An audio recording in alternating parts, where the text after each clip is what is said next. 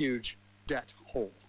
How fragile a moment is this for Delcy Rodriguez and the other members of the regime who managed to transition after President Maduro was taken out, snatched by the Americans in January, appear to have a working relationship with the White House, but with a population who they have treated so badly for so long? How important is it that they get this right, the recovery from the earthquake? First, Delcy Rodriguez is not very popular. Whatever we may think of the Trump policy of extracting Nicolas Maduro and his wife on January 3rd, truth was that most Venezuelans welcomed that, and they welcomed it because it brought repression, economic collapse. 75% of the economy since 2013 had disappeared. And then on top of that, you have a very slow process in which neither Donald Trump nor Delcy Rodriguez, the interim president, were pushing for any sort of economic liberalization that would allow Venezuelans to have a say in their own politics and to have a legitimately elected government. On top of that, the so-called economic boom that Donald Trump had promised has never really materialized. There was an opening in the case of petroleum and gas, but the problem there, first of all, was the U.S. controlled the profits of any sales that were then, in a process that wasn't terribly transparent, then sort of delivered to the Venezuelan government for specific costs that were monitored by an American auditing company. So there was already suffering, there's a lack of legitimacy of the existing government, and a collapse of its own institutions and capacity to govern, as well as now a huge natural disaster in which, quite frankly, more than 1,000 people may be killed. And therefore the rescue and recovery operation and whatever follows that is presumably crucial if this regime wants to survive. It's crucial, but it is a scramble. It's difficult to convey the sort of intangibility of the institutional collapse that has occurred over the last 20-plus years in Venezuela. The judicial system is politicized. The armed forces are politicized. They're incredibly top-heavy. For example, Venezuela has more generals per capita than any other country in the world. It's deeply embedded in narcotics trafficking and other illicit activities, including illicit mining. And you have a political class, which is, on the government side, which is deeply discredited. So their capacity to respond, even on basic functions like search and rescue, is already being seen as being completely chaotic and in need of some sort of outside assistance. And that outside assistance, honestly, is not all that responsive right now. As Christopher Sabatini at the Foreign Affairs Organisation, Chatham House. Coming up later on The World Tonight.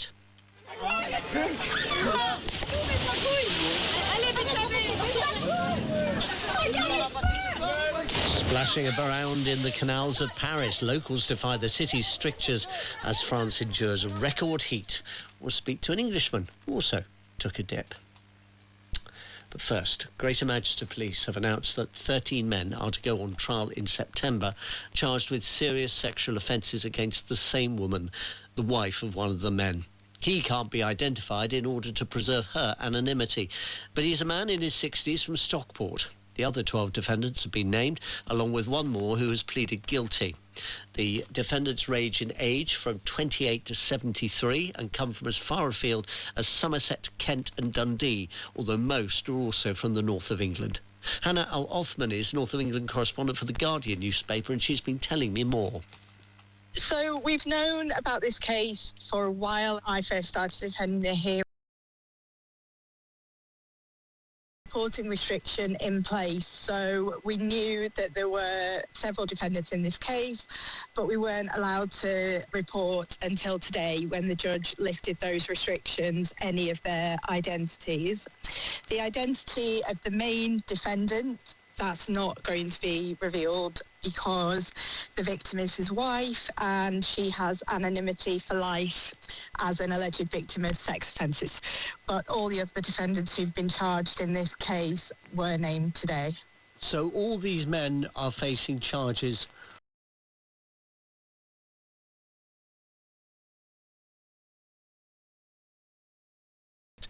her identity. Have the police given any information as to the circumstances in which this woman is alleged to have been sexually abused? So there are more than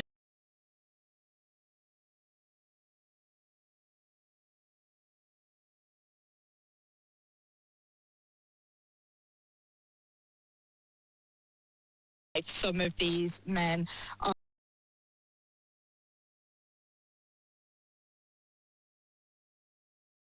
what the CPS has described as non-contact offenders, which is basically where they have conspired online in that abuse. The principal defendant has admitted 15 of the charges against him, but he has denied the majority. There are 48 charges against him in total. When will this case go to trial? The case is due to open on the 1st of September, and we're expecting it to last 3 to 4 months. That's the Guardian's North of England correspondent Hannah Al-Othman.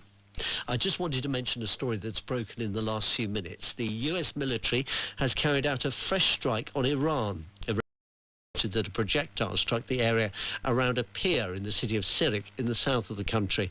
They also reported that warning shots had been fired hours earlier. The strike follows what the US President Donald Trump called a foolish violation of the US-Iran truce following an attack on a cargo ship in the Strait of Hormuz. We'll bring you more on that as and when we get it. Tonight we say goodbye to one of the longest serving and most reliable of radio stars.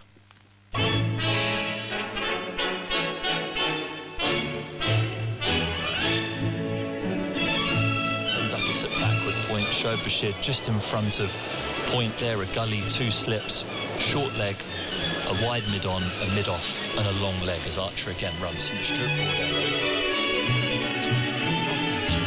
Moderate or good, occasionally very poor. Bailey, cyclonic 3 to 5, becoming variable 2 to 4. Occasional rain, fog patches, moderate, occasionally very poor. Fairau, west or southwest. To hold on, whatever the challenges and difficulties we see in the world around us.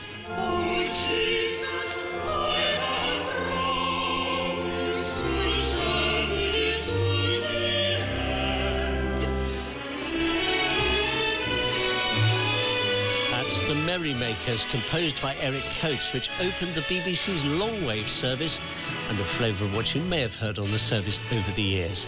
At 1 a.m. in the morning, the Droitwich transmitter in Worcestershire, which has carried programmes on longwave since 1934, will close down for the last time. Now, longwave is a curio out of its time, about to be confined to history.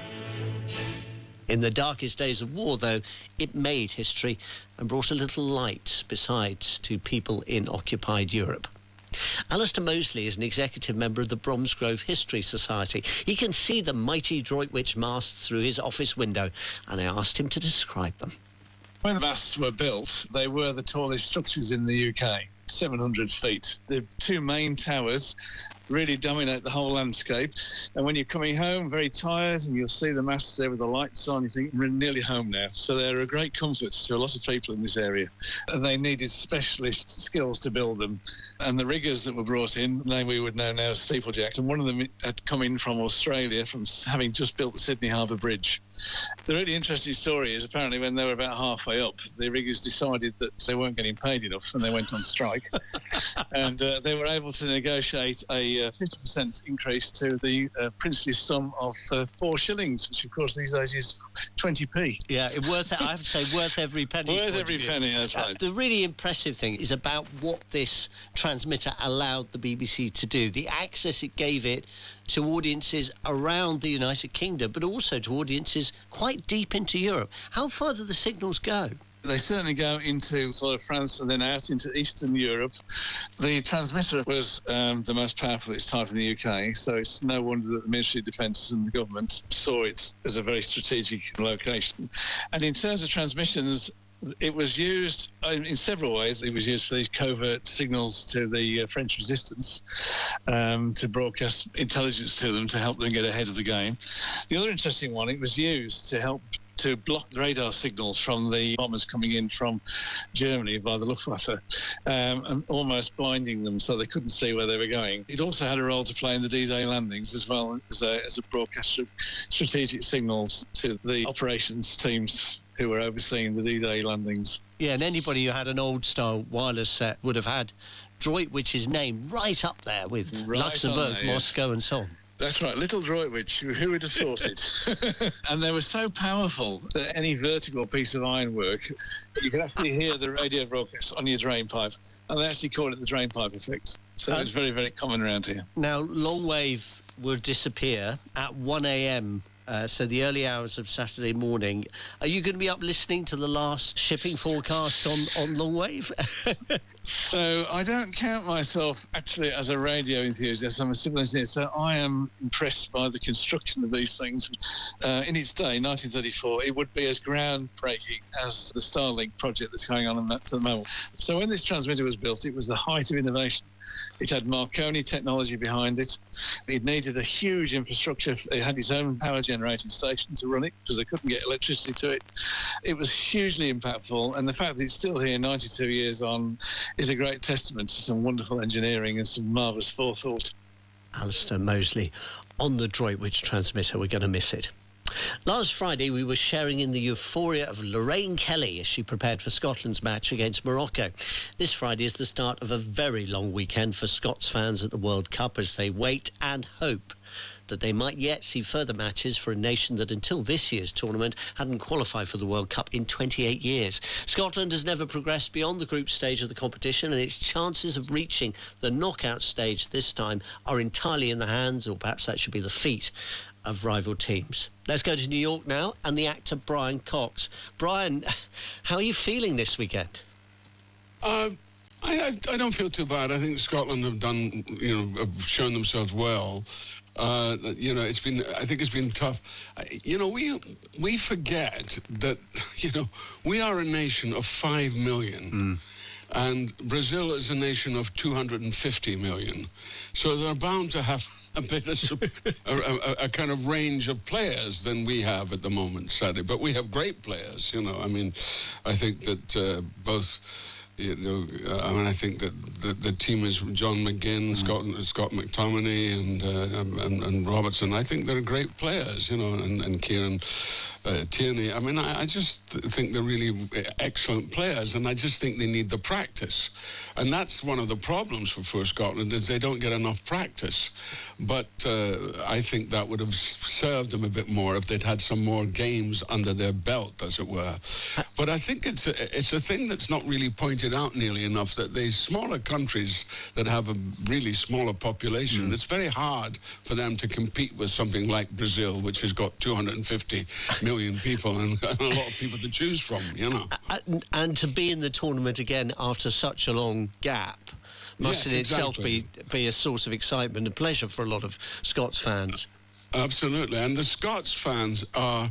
I'm so proud of our Scots fans. They've, people of Boston have my son, my youngest son, is he's at university in Emerson in Boston, and he just says the effect of the Scots fans coming in has just been extraordinary. He said they've just loved the fan base that we have, and they are wonderful. They're just wonderful fans. They're probably, of all the fans, they're probably the best.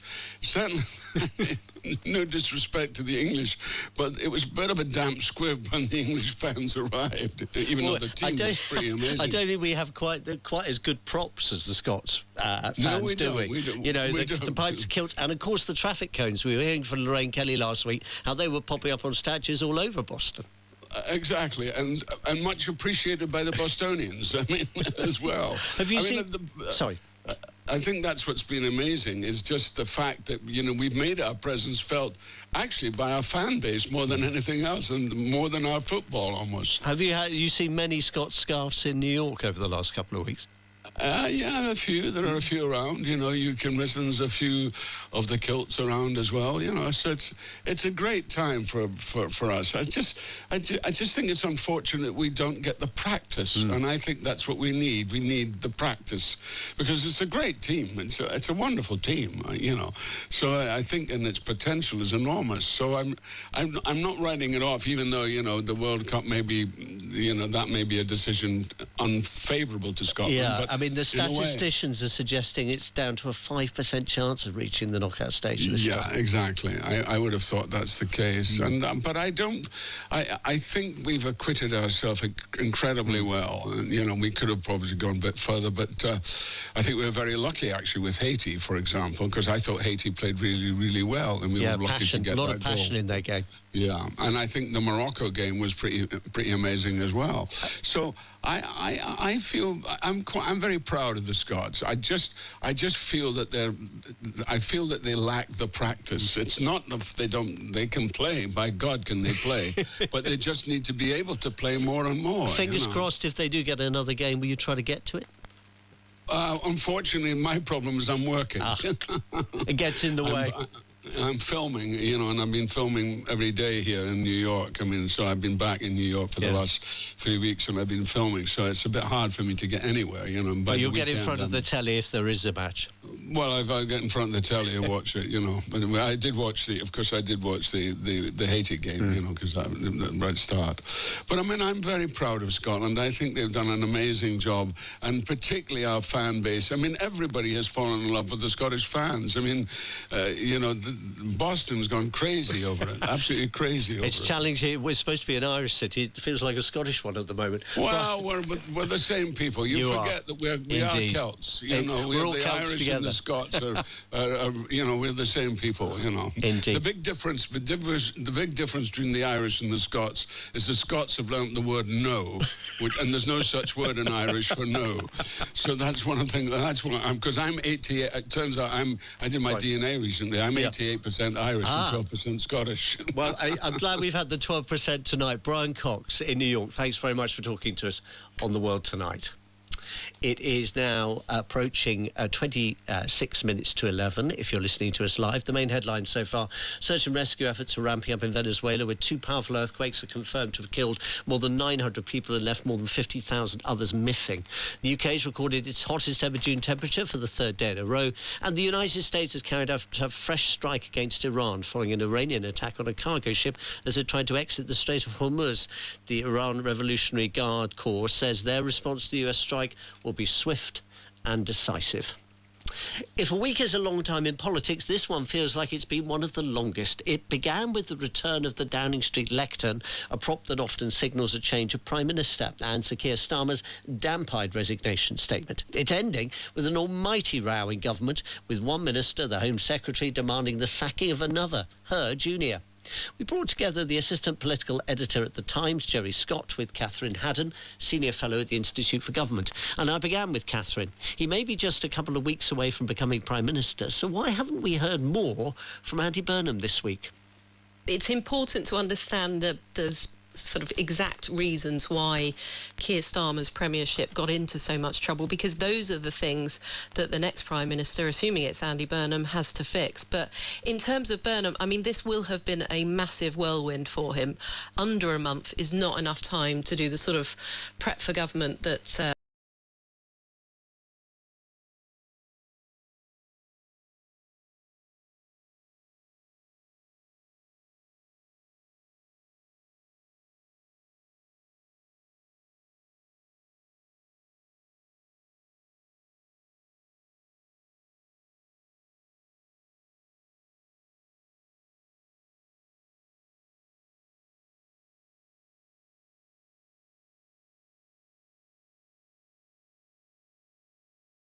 government like the Civil Service, briefings and so on, than Andy Burnham is going to get, even though he's inheriting the job potentially from a politician of the same party.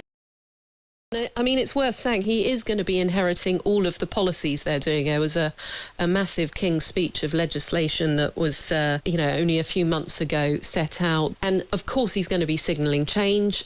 He's going to be changing direction in some key areas, some that he cares about, some that he's diagnosed as being the problem. But there will probably be a lot of continuity. Jerry Scott, can you give us a sort of political gloss onto what Catherine's just been talking about? How are the politicians scrabbling to adapt to this potential new government?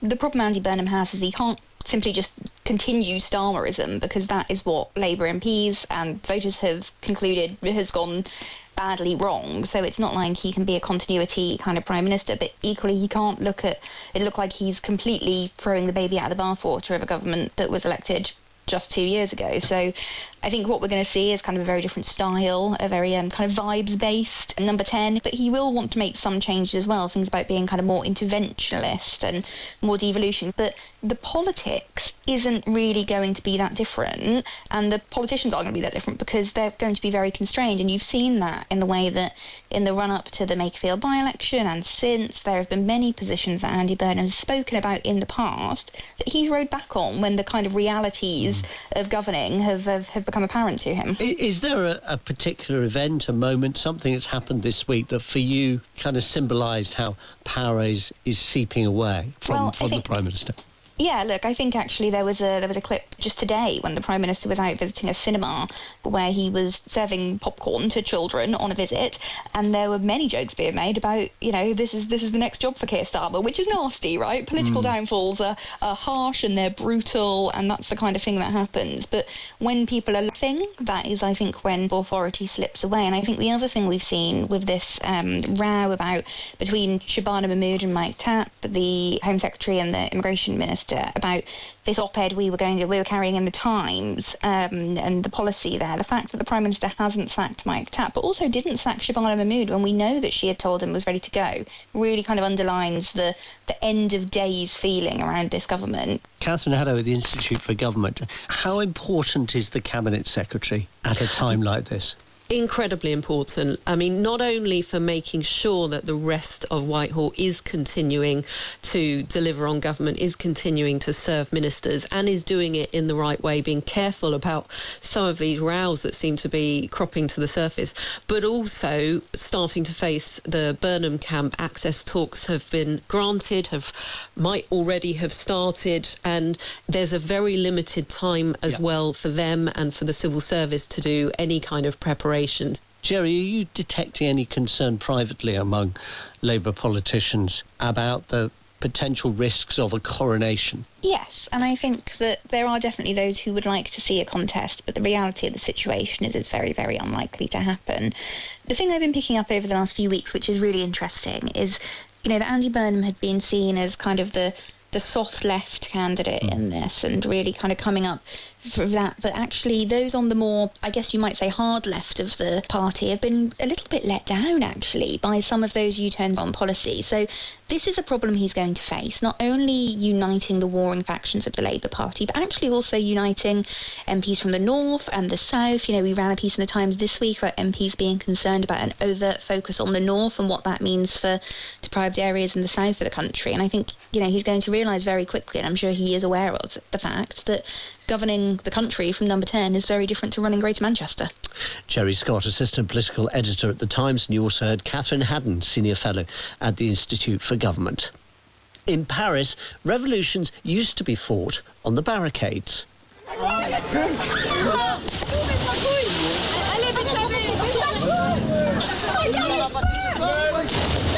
But the latest French Revolution involves not climbing, but diving. Not into the Seine, but into the city's canals.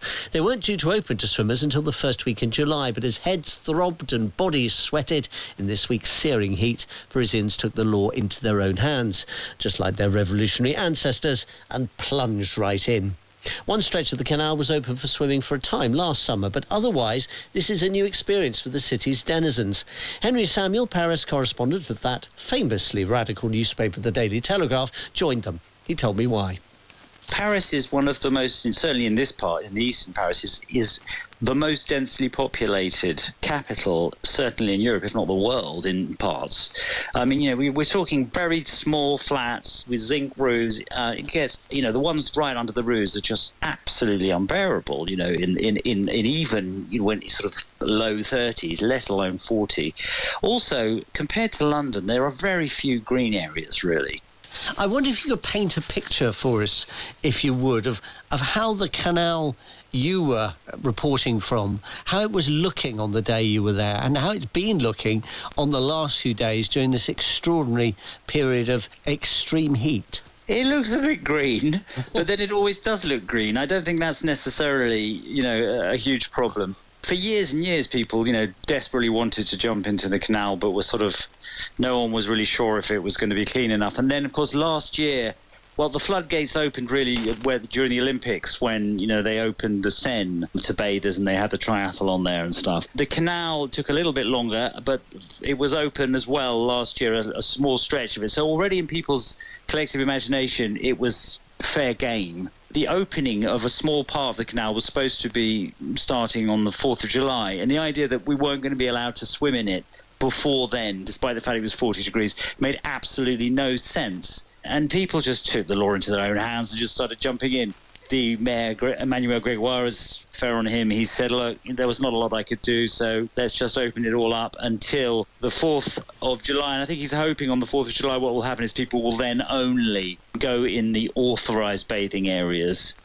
I very highly doubt that that's going to hold much water. Boom, boom. Clearly, there are a few security concerns. I mean, you're not really supposed to be jumping from bridges, which I'm afraid I did do yesterday for a report for the Telegraph. And not just jumped, I'm told. It's silly, really. My wife told me not to do it, but yeah, there were a bunch of teenagers, peer pressure. I did a sort of backflip, which is my party piece, and thank goodness it came off. But I'd obviously checked that there was enough depth. And there were lots of other people doing it too, so, you know, the whole thing was fine. My wife called me a macho plonker and told me I shouldn't be doing it, but there we go. Paris has experimented a bit, hasn't it, in summers past? I remember when there was the great excitement when they opened the little beach down by the Seine where people could put deck chairs and enjoy a bit of sunbathing. Do you think now this is going to become part of the Paris summer? Oh, absolutely. I mean, this is a complete and utter, you know, sea change. And as I say, it started with the Olympics last year. They pumped €1 billion into cleaning up the Seine, and now you can swim in the Seine. The difference is in the Seine, the areas are quite small. There's a current, and you have to wear a sort of buoy type thing around your waist. Whereas here in the canal, it's a 100-metre stretch. You don't have to wear anything at all. You just jump in. So it's actually, personally, I think it's better. And it's in a rather trendy, nice part of the 10th arrondissement. The Daily Telegraph's Henry Samuel on keeping cool in Paris. Just time before we go for a reminder of our main headline on the world tonight. The Venezuelan authorities say that more than 900 people are now known to have died in the two major earthquakes which struck the country in quick succession on Wednesday evening. There are fears the number of dead could rise substantially. The United Nations chief aid official says around 50,000 people are missing. Here the government says it's dispatched an RAF aircraft carrying British search and rescue teams and will provide £2 million of emergency humanitarian funding. I'm Sean Lay. That's the world tonight. Good night, and I hope you have a cooler one. Studio direction was by Mark Pickett. The editor was Matthew Symington. In a moment here on BBC Radio 4, we conclude Maggie O'Farrell's new spellbinding story of an Irish family in the 1860s. First, though, a familiar voice with a question for our times. Is UK society really as polarised as we're led to believe? We're all here on Earth. We've all got a heartbeat then, and all look after each other.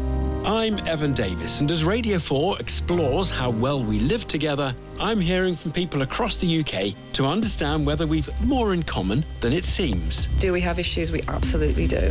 Do we need to solve them? We do, but that solving has got to come from giving us the tools to do it. I don't want to abandon where I'm from. Common Ground on Radio 4 and BBC Sounds. You're English, we Welsh, we're making you welcome, aren't we? Starts on Monday morning at 9. Now on Radio 4, Brian Gleeson reads the final part of Maggie O'Farrell's new novel, Land. It's a captivating story of an Irish family's struggle for survival in the aftermath of the Great Hunger, and it's from the author of Hamlet. Reunions and missed meetings shape the futures of Enda, Liam, Rose and Eugene.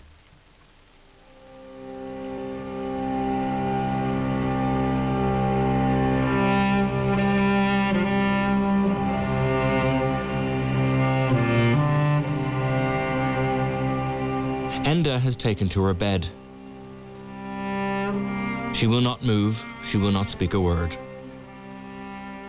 On the 4th day, or perhaps the 5th, she hears a knocking at the front door, followed by the low rumble of conversation, then a pounding on the back door, and someone unmistakably calls her name. Enda! Enda! The pounding comes again. Enda, open the door! Enda stands unsteadily. She tiptoes across the kitchen flags, her bare soles cold against the stone. Enda pulls back the bolt. There on the back step is a thin and shabby apparition with bare legs under a faded skirt, a heavy shawl folded across the chest. This person stands in the doorway, a bundle on its back, a length of twine clutched in one hand, at the end of which is a dog. Bran, her mind tells her incredulously. The same starburst of white on the chest, the exact grey pelt. Then she sees that it can't be. This animal is too young, too lithe. When the shawled person with the dog says her name, Enda thinks she must be going soft in the head. Rose? Rose, she whispers, because her voice is still gone, stolen away by the word wife said in the offices of the timber company. Is that you? Rose, because it does indeed seem to be her, is saying, You jade, you turncoat, you left me, how could you do that? Enda crosses the ground between them in 2 strides, saying, I'm sorry, I'm so sorry. What dog is this? She asks. Where's Eugene? And her sister shakes her head back and forth, tears slipping down her cheeks. Dead, drowned, off the side of the ship coming over. I couldn't save him. Enda, swaying, puts a hand to her mouth. She tells her sister over and over that she is so sorry. She should never have left. It was a terrible mistake. She has regretted it ever since. Enda holds out her arms to Rose. Suddenly she is sure that she can tackle whatever is ahead of her, because Rose is here, and she won't be alone ever again. The dog looks from one to the other, its eyes anxious and alert, waiting to see what will happen.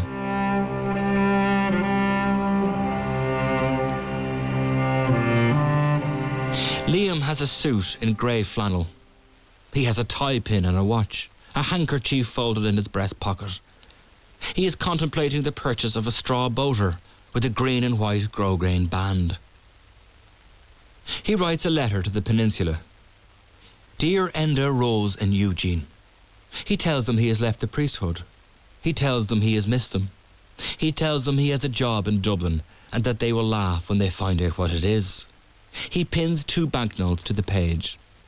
I will come out to see you, he writes. I long to see you all again, to see home. There is no reply. He writes again. I am making maps in the Ordnance Survey Office. Sometimes I have to refer to ledgers and books written in our father's hand. I am married now, and we have a child, with another on the way. Please forgive me for whatever it is I did to offend you all. You are my flesh and blood. Your loving brother, Liam. Several weeks later, the letter is returned to him.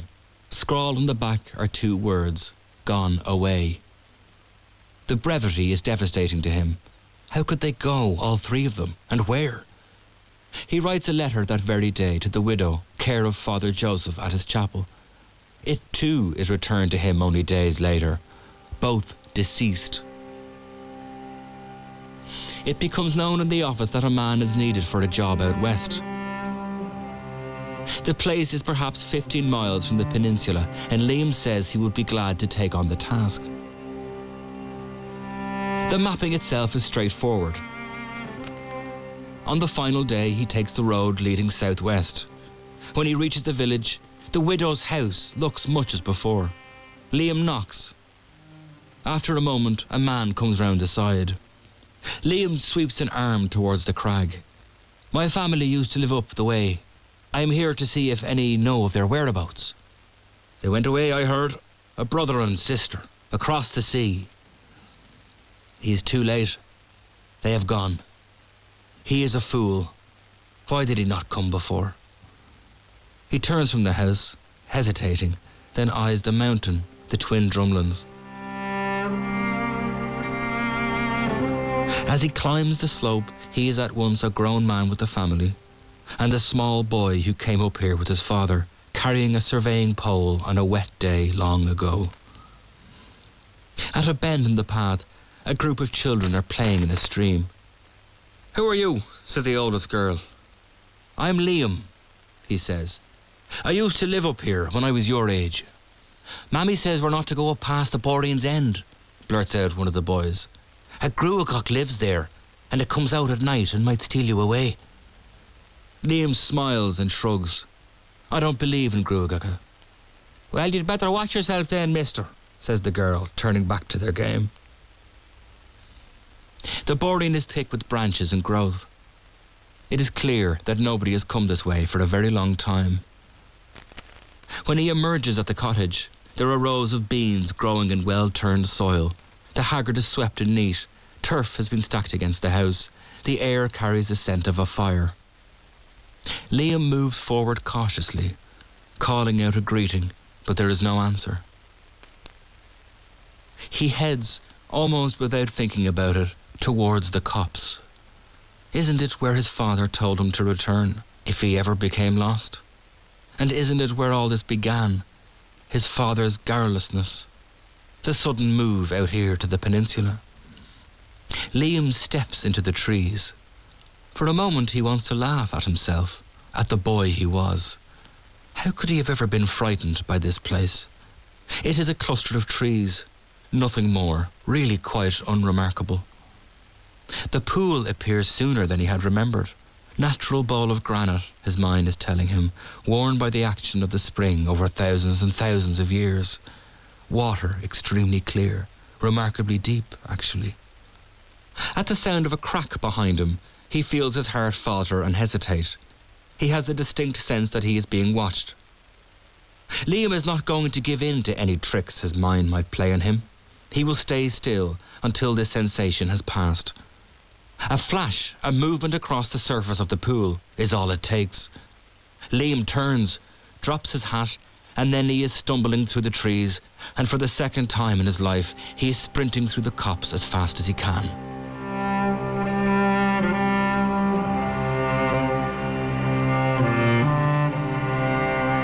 After a long interval, a shape moves through the trees.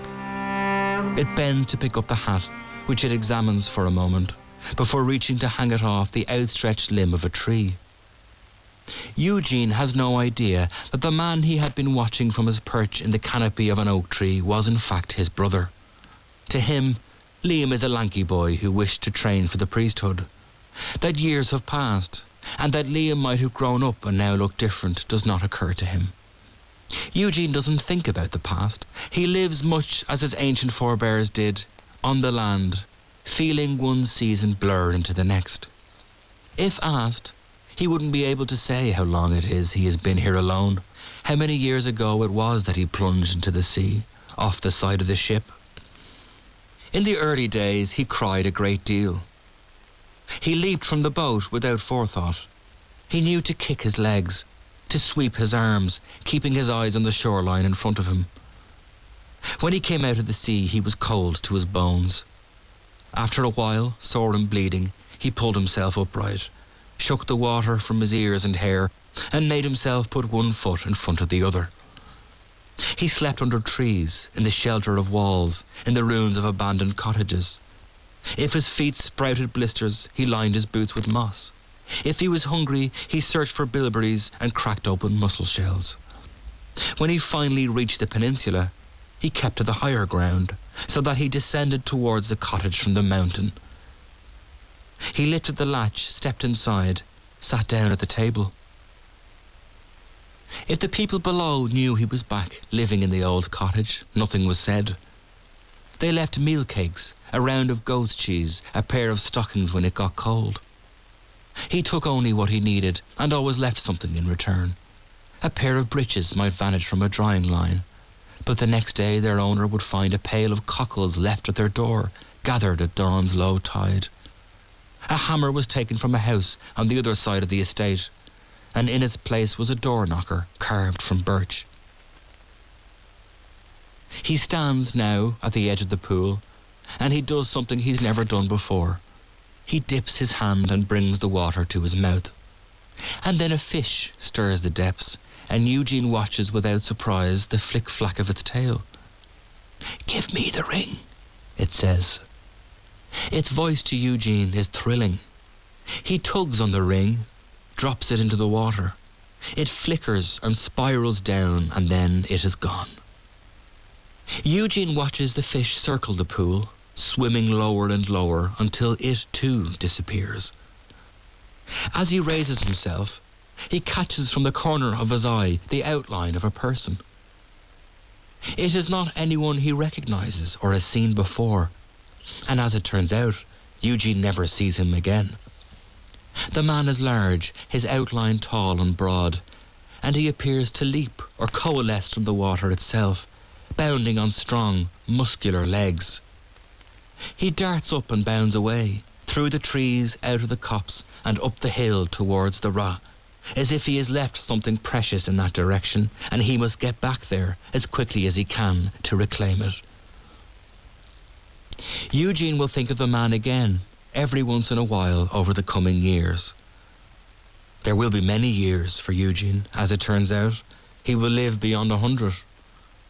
He will find, as he continues with his unusual existence on the mountainside, that he possesses knowledge both great and useful. He knows that Enda and Rose are together, a dog at their side. He knows too that there is a child with them, a boy with blue eyes and copper-coloured hair who bears his own name. He knows when a husband comes for Rose, and that he is a good man, and that more children will come to their household. He knows that Enda plays her fiddle until the end of her life, and that people come from all over to hear her. He knows too that Liam is alive and not so far away from him. Eugene feels him sometimes when the wind blows from the east. He will live many years, until he is over 100, long enough for some of the cottages on the peninsula to be bought by city dwellers, who use them during the summer or to rent out to others. And if these holiday makers find that shoes they leave outside have vanished overnight, or if they discover that some of their laundry is missing from the line, the peninsula people will give the same response every time. There's one among us who needs such things, and we must let him have them. For he is so old and wise that he could tell you all about the history of the land, should he wish to do so.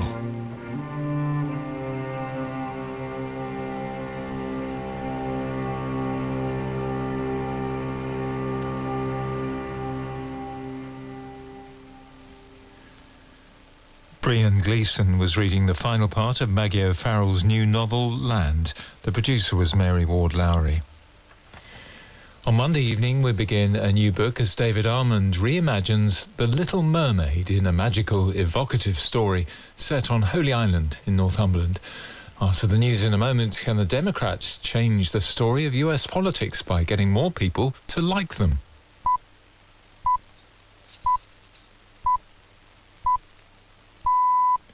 BBC News at 11 o'clock. The US military says it has carried out strikes against Iran in response to an attack on a commercial ship in the Strait of Hormuz yesterday, which American officials said clearly violated the ceasefire agreement. The US said military aircraft attacked Iranian missile and drone storage locations and coastal radar sites. Iranian state media says Tehran's response to the US attack will be swift and decisive. Earlier in Washington, Israel and Lebanon signed a framework agreement brokered by the US. Shortly afterwards, Israel's Prime Minister Benjamin Netanyahu insisted Israeli forces would remain in southern Lebanon until Hezbollah disarmed. The Iranian-backed group was not part of the negotiations. More than 900 people are now known to have died following the two earthquakes which hit Venezuela on Wednesday. The United Nations says more than 50,000 others remain missing. The UK government has announced it's sending a 68-strong search and rescue team to the country to help relief efforts. Our correspondent Dan Johnson is on Colombia's border with Venezuela and sent this update. The increasingly desperate effort to save people from the rubble is frantic and in many places uncoordinated. There have been successes, but hopes are starting to fade now, around 48 hours on. The United Nations says 50,000 Venezuelans remain unaccounted for, so there's pressure to find people quickly. More than 1,000 relief workers have been sent from across the world.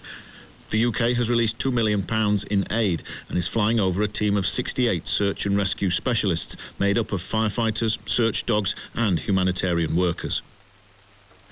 A new record high temperature for June has been set in the UK for the third day in a row.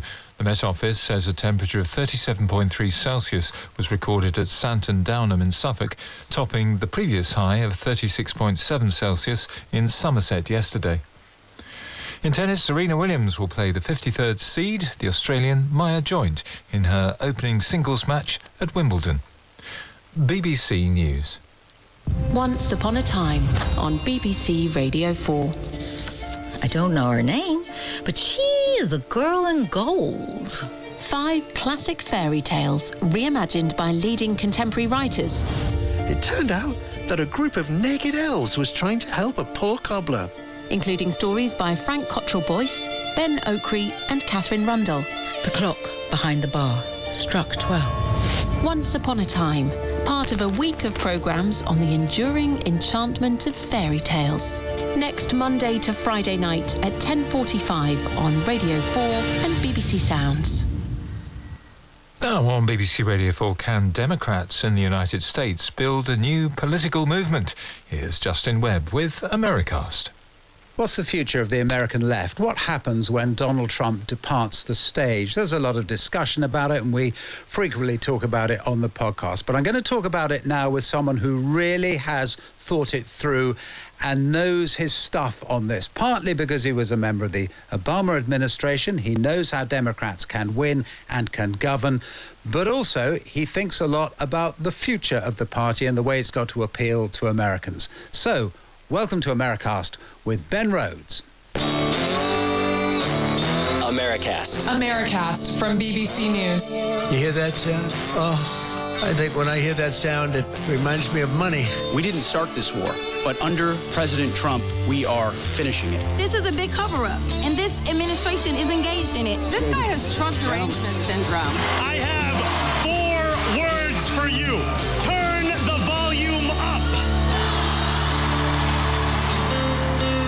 I'm delighted to say here in the studio with me is Ben Rhodes, who was Deputy National Security Advisor under Barack Obama. In more recent days, he's done, well, 2 important things. He's written a book called All We Say, which we're going to talk about, but he's also a podcaster now in his own right, and a podcaster who very much tries to G up the American left and get them going. And that really matters, doesn't it? Because you're still trying to make the case for the broad left in American life. Yeah, no, I you know, it's interesting because I write books, I write for the New York Times, but the podcast, you know, all these different things I'm doing in this era that we live in, you kind of have to show up everywhere, as you know, in politics and writing and podcasting, and that's what I've been doing. Which is one of the things the Democrats didn't do. They got wrong, really, in the run-up to Donald Trump's second term, isn't it? It is. I mean, you know, we, through the podcast company, you know, I'm Pod Save the World, we have Pod Save America, and we're kind of lonely outpost of progressive media in the United States. You know, the right wing built huge media platforms quite deliberately, in the same way that, you know, we saw Viktor Orban do in Hungary, or, you know, Putin obviously kind of captured the media. There's a lack of an effort to understand that you need to kind of create these media platforms and create these spaces for different voices, that you kind of can't just count on your capacity to win the argument in legacy media. And also, like, the media we do is also mobilization. Like, we have a dedicated effort to help people connect to and volunteer and contribute to political campaigns. It's trying to create an ecosystem that people who want to do something because of how they feel about what's happening in America, they can plug into it. How do you stop it being, though, safe and dull and plodding and a bit lectury as well? Because that was the criticism, wasn't it, last time round? So people are saying, hey, where's this left-wing equivalent of all these buzzy things happening in the digital space on the right? And what some people said, well, it's really difficult on the left because you've got to be careful about the language you use. Yes. Famously, of course, Kamala Harris wouldn't go on some podcasts. She's worried about it, etc. Has that fixed now, do you think? No, I don't think it's fixed. And it's a great question, and I think there's several components to it. I mean, first of all, you know, if you look at the podcasts that are successful on the right, most of them didn't start out as political podcasts, right? Like Joe Rogan was a comedian and a Ultimate Fighting Championship commentator who got political, right? And the other point is that, we were political in what we set up, but the whole idea was to talk about politics like normal people do, to not create a barrier to entry by using a lot of jargon or acronyms, to use humor. I think one of the problems in the Trump decade is people present on the left as angry and kind of grim. And my experience of politics, including with the Obama campaign, is if you have some humor to it, number one, that can help cut a strong man down to size, but it's also inviting. You want to be a part of something that is fun and a bit joyful. And then I think the other problem that Democratic politicians have is that when they do go on podcasts, they have these debates like, well, now we must go on podcasts, and they go on and they sound like politicians. So they go on the podcast with Joe Rogan or whoever it is, and they're using the same talking points that they would use in an interview with CNN. And the whole point is that the way media is evolving is people want to see you authentically. Like, what are you interested in? Like, actually, whatever your views of his politics are, Zohran Mamdani understands this, that if he's going on a sports podcast, he's going to show up to talk about sports. And then he'll get to politics. Like, you need to kind of meet people where they are in these kind of new media. And you might occasionally screw up. Again, you saw that with Mamdani, which is didn't fine. you? Before he was elected mayor of New York, he went on a podcast. I can't remember the exact circumstances, but I remember people saying, oh, he shouldn't have gone on there because he said something. I think it was possibly about Israel. He's gone too far. He said this, he said that. Actually, that's not the modern way, is it? That's not the modern politics. No, and I think people give you a lot of space to screw up. They prefer to feel like you're an authentic person. I mean, I'll be critical of my own party here. Like a Chuck Schumer just presents as a politician, and he may not make a mistake, but he also won't connect because of that. I mean, actually, it's funny working on this book about speeches, like thinking about the communications of recent Democratic politicians. Joe Biden and Kamala Harris both use this line, constantly, that they're here to build an economy from the bottom up to the middle out. Well, what does that mean? Like that doesn't connect with people. I mean, and actually, I think in this day and age, particularly with such saturation of information and media, people want to know who the person is, and you have to be willing to say something wrong, or you have to be willing to have an opinion that people might vigorously disagree with, but at least they know that you stand for something, even if it's something that they disagree with you about. I mean, Mamdani on Israel was interesting to me, is that even if you agreed with him or disagreed, the fact that he was willing to take all the grief he took was like, well, maybe this guy will actually fight to lower my prices, because he's willing to be criticized about things. And in a way, Trump is the ultimate model of that. I mean, I don't like any of the things that, just about any of the things that he was trying to do, but because he was willing to say things that seemed out of bounds, I think it made people think, well, maybe he's different, What does that tell us then about the choices that the party has to make running up to 2028?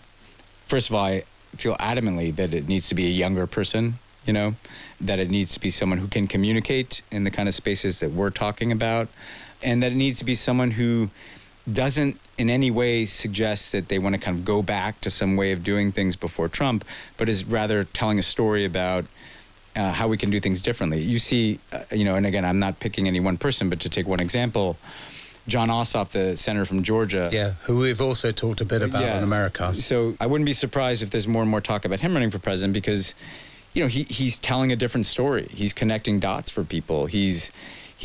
Democrats have had all these, debates about, do we talk about democracy or do we talk about kitchen table issues, Well, Ossoff blows apart that dichotomy. He's like, this is the same thing. If you have an oligarchy and a corrupt system that only serves a few people, well, that's the reason why you can't afford your health care. Like, he tells one story about what's happening that explains both why things aren't getting better on things like cost of living, but also makes you believe that we can make them better if we make certain changes to how government itself works. It's not showing up with a 10-point policy plan.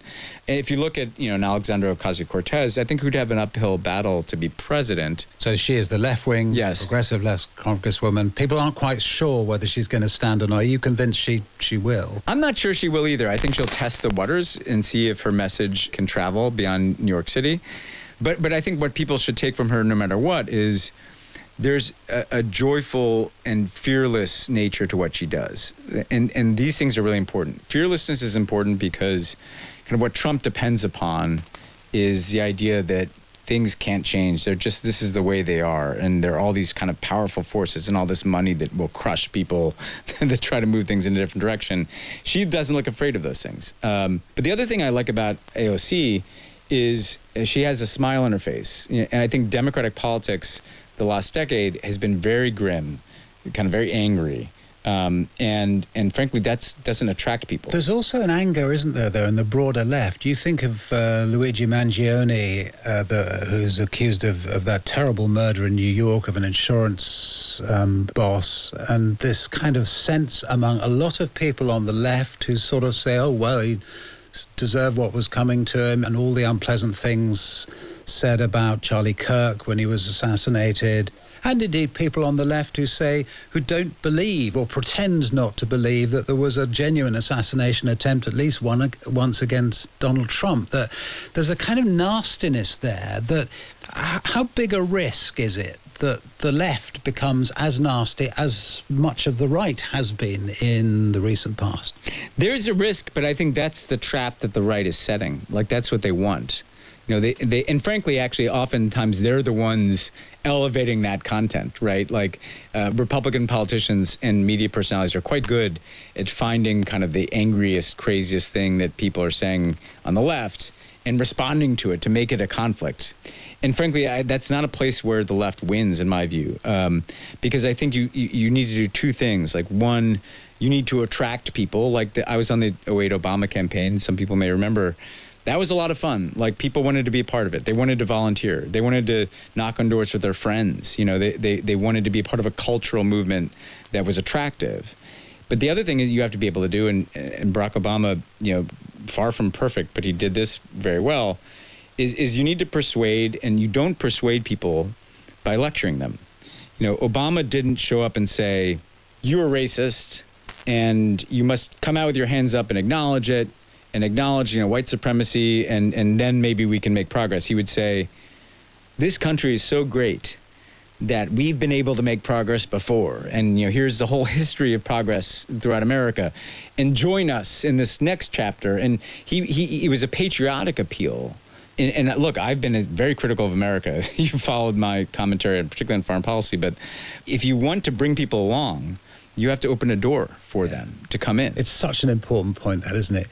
Obama gave the impression, I don't know how real it was, but he gave the impression that he really liked ordinary Americans. So even when he gave that speech that it was greatly lambasted, wasn't he, where he talked about people in small towns hankering after their guns, and people seized on that and said, oh, he doesn't like the small town. Actually, he was able to get past that, wasn't he? Because it did seem as if he liked his fellow Americans. And the risk, and we talk about it quite a lot on the pod now, the risk among some modern Democrats is that they don't really seem to like people who live in West Virginia or South Dakota or somewhere. Yeah, it was actually really interesting for this book. I went back and wrote about the race speech he gave in 2008. This is when there were clips of his pastor, Jeremiah Wright, that went viral online. God damn America that's in the Bible for killing innocent people. God damn America for treating our citizens as less than human. God damn the United States government has failed the vast majority of her citizens of African descent. Attacking America, saying it's a racist country. And he did a couple things in there that were really interesting to relive now. The first is he defended Reverend Wright by essentially saying, look, he's a complicated guy. He's done some wonderful things and he said some terrible things. Right. As imperfect as he may be, he has been like family to me. He strengthens my faith, officiated my wedding, and baptized my children. Not once in my conversations with him have I heard him talk about any ethnic group in derogatory terms, or treat whites with whom he interacted with anything but courtesy and respect. He contained... And he talked about his white grandmother who raised him. Same thing, this woman who loved me, but she said things that make me cringe. I can no more disown him than I can disown my white grandmother. A woman who helped raise me, a woman who sacrificed again and again for me, a woman who loves me as much as she loves anything in this world, but a woman who once confessed her fear of black men who passed her by on the street, and who on more than one occasion has uttered racial or ethnic stereotypes that made me cringe. These people are part... But actually, it was a speech against cancel culture before that was even a thing. It was an extraordinary speech. I remember seeing it in Philadelphia, I think it was. In Philadelphia, wasn't it? Yeah.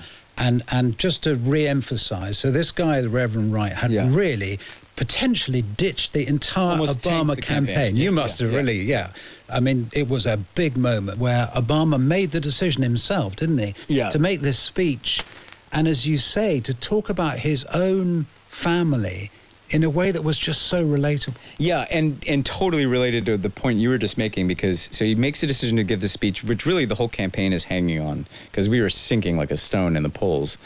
And we prepare a draft, and it comes back, and it's track changes, a few paragraphs in black, and then about 9 pages in red track changes, and then a few paragraphs in black. Like, he stayed up all night writing the speech himself. I don't know why he didn't accept the track changes. I think he wanted to show us, like, look what I did.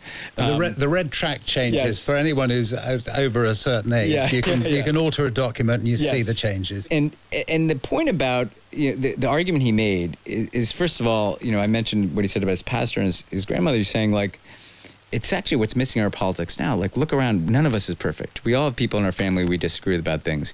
We don't have to just see the worst in people.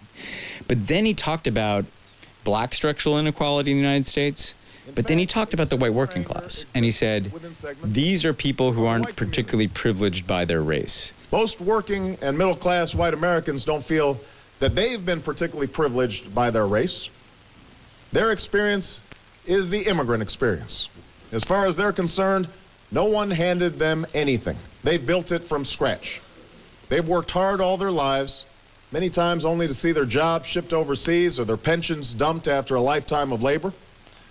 They are anxious about their futures, and they feel their dreams slipping away. And in an era of stagnant wages and global competition, opportunity comes to be seen as a zero-sum game in which your dreams come at my expense. So when they he was able, again, to your point about what the left getting into these traps, to say, like, actually, instead of kind of condemning these people, I want to, they're us too. I want to put myself in their shoes and see how things look from their perspective. And I may not even agree with all their views, but we're never going to build a multiracial coalition if we don't take their concerns seriously. The reason he could give a speech like that wasn't just because of his family. It was also because he spent a year just traveling around Iowa, which is an all-white state pretty much, just meeting with people in their living rooms and knocking on their doors and enjoying being with them and kind of modeling that, hey, actually, like, we have a shared identity in this country, whether we're black or white. Our concerns are pretty similar. And right now, I think we've been in a period where it has suited Trump to have people only see the things that they hate in one another. Polarization benefits Trump, and obviously social media makes polarization easier. Here's a challenge, though. I read that speech. So that speech is one of the speeches you have in your book, and it is, when you read it again, and particularly the line about his grandmother who loved him but would say to him things about how she was frightened of black men and walked on the other side of the street and things like that he says in the speech made me cringe. That's right. But that's all part of us. When I read that, reread it in your book, I thought, I'm not sure there are many Democratic politicians now who could get away with saying these kinds of things, black or white, actually, because we've become, you say it's a speech against cancel culture. Well, kind of the cancel culture's won. There's a lot of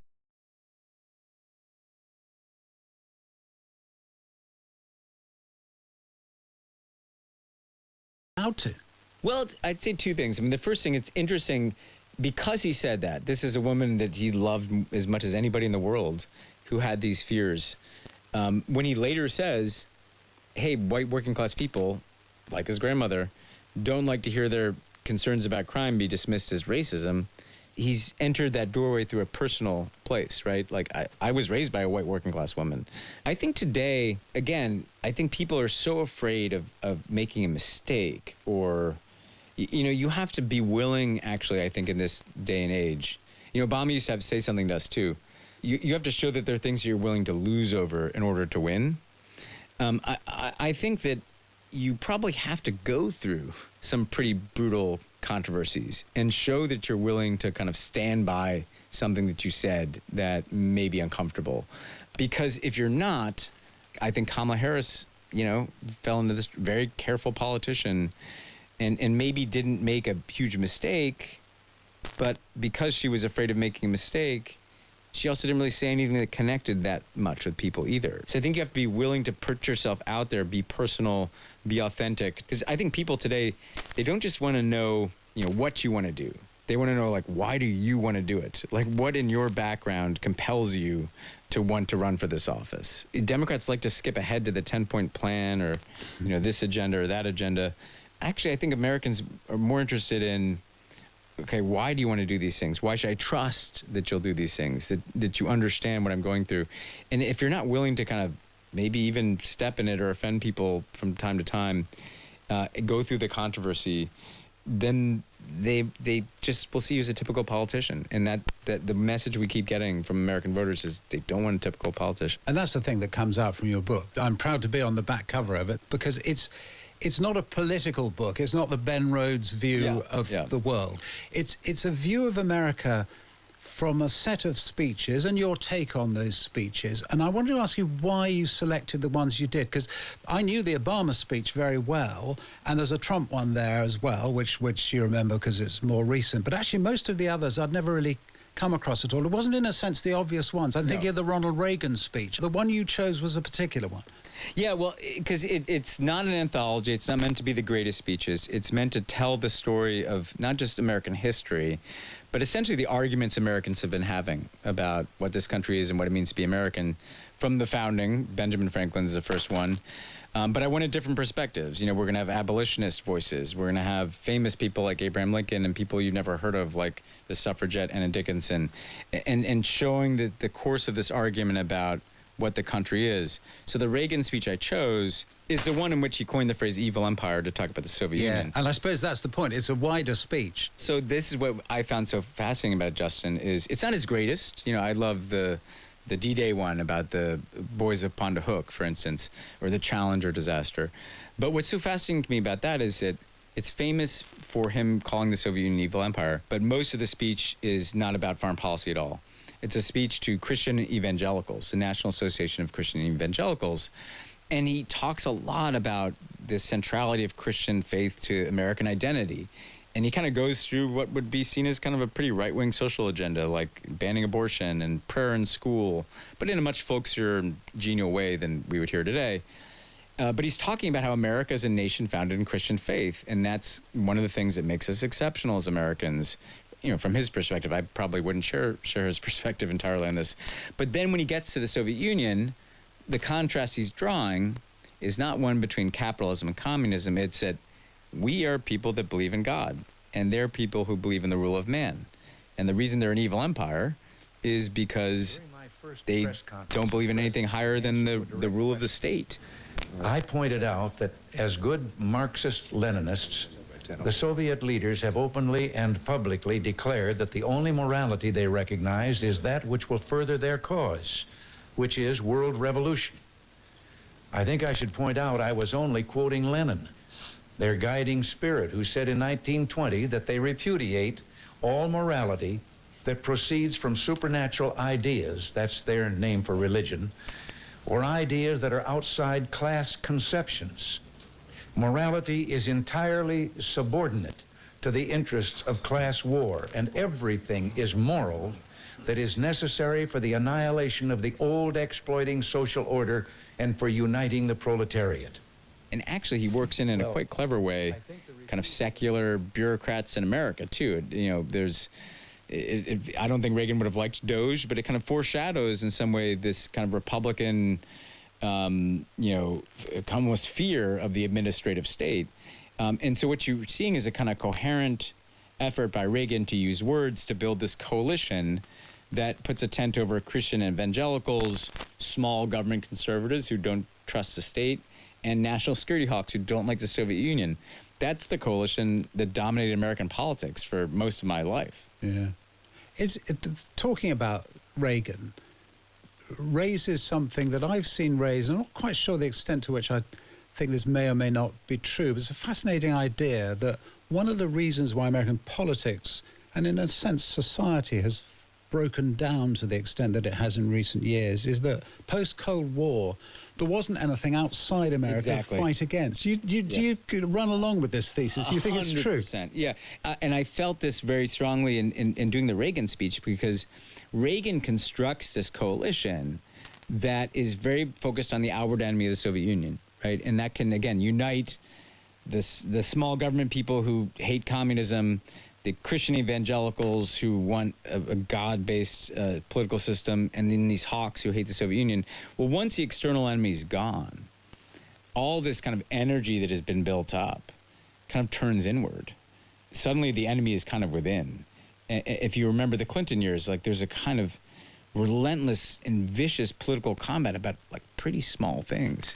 And actually, again, it was interesting to relive, and I have speeches by FDR and I go through the Kennedy years in this. FDR to John F. Kennedy to Ronald Reagan, yes, there are swings, but they're telling the same story at core. Like Reagan's is more conservative and more Christian. Kennedy's is more progressive and open to social change and about the future. FDR's, I think, is the origin of the American superpower. We kind of had an agreed-upon story. And I think after the Cold War, we have not agreed on what the story... America needs a story, right? I mean, you guys have... Britain is anchored in a much deeper identity, There's all this history. Well, America... We're not a fixed identity, right? We were 13 states, now we're 50. And we were one particular kind of people at the beginning. Well, now look at America today. It looks nothing like it did at the beginning. We have no official religion. The story is kind of what holds the identity together. And I think in the Cold War, we had a very clear common story. And part of the reason we're so disoriented is that since the end of the Cold War, I don't think we've had one. How optimistic are you? I mean, it's in a sense, it's a trite question, but it's a question that is raised by the book, because it's a book of an incredible achievement, really, isn't it? And it's a story, as you say, America needs a story, and it is a story, and it's a story that people admire and respect around the world. Has the story ended? No, and that's what gives me hope. I mean, I'm pretty dark about the present. That's one of the reasons I went in the past, and I think we're in for a pretty bumpy ride the next 2.5 years with Trump.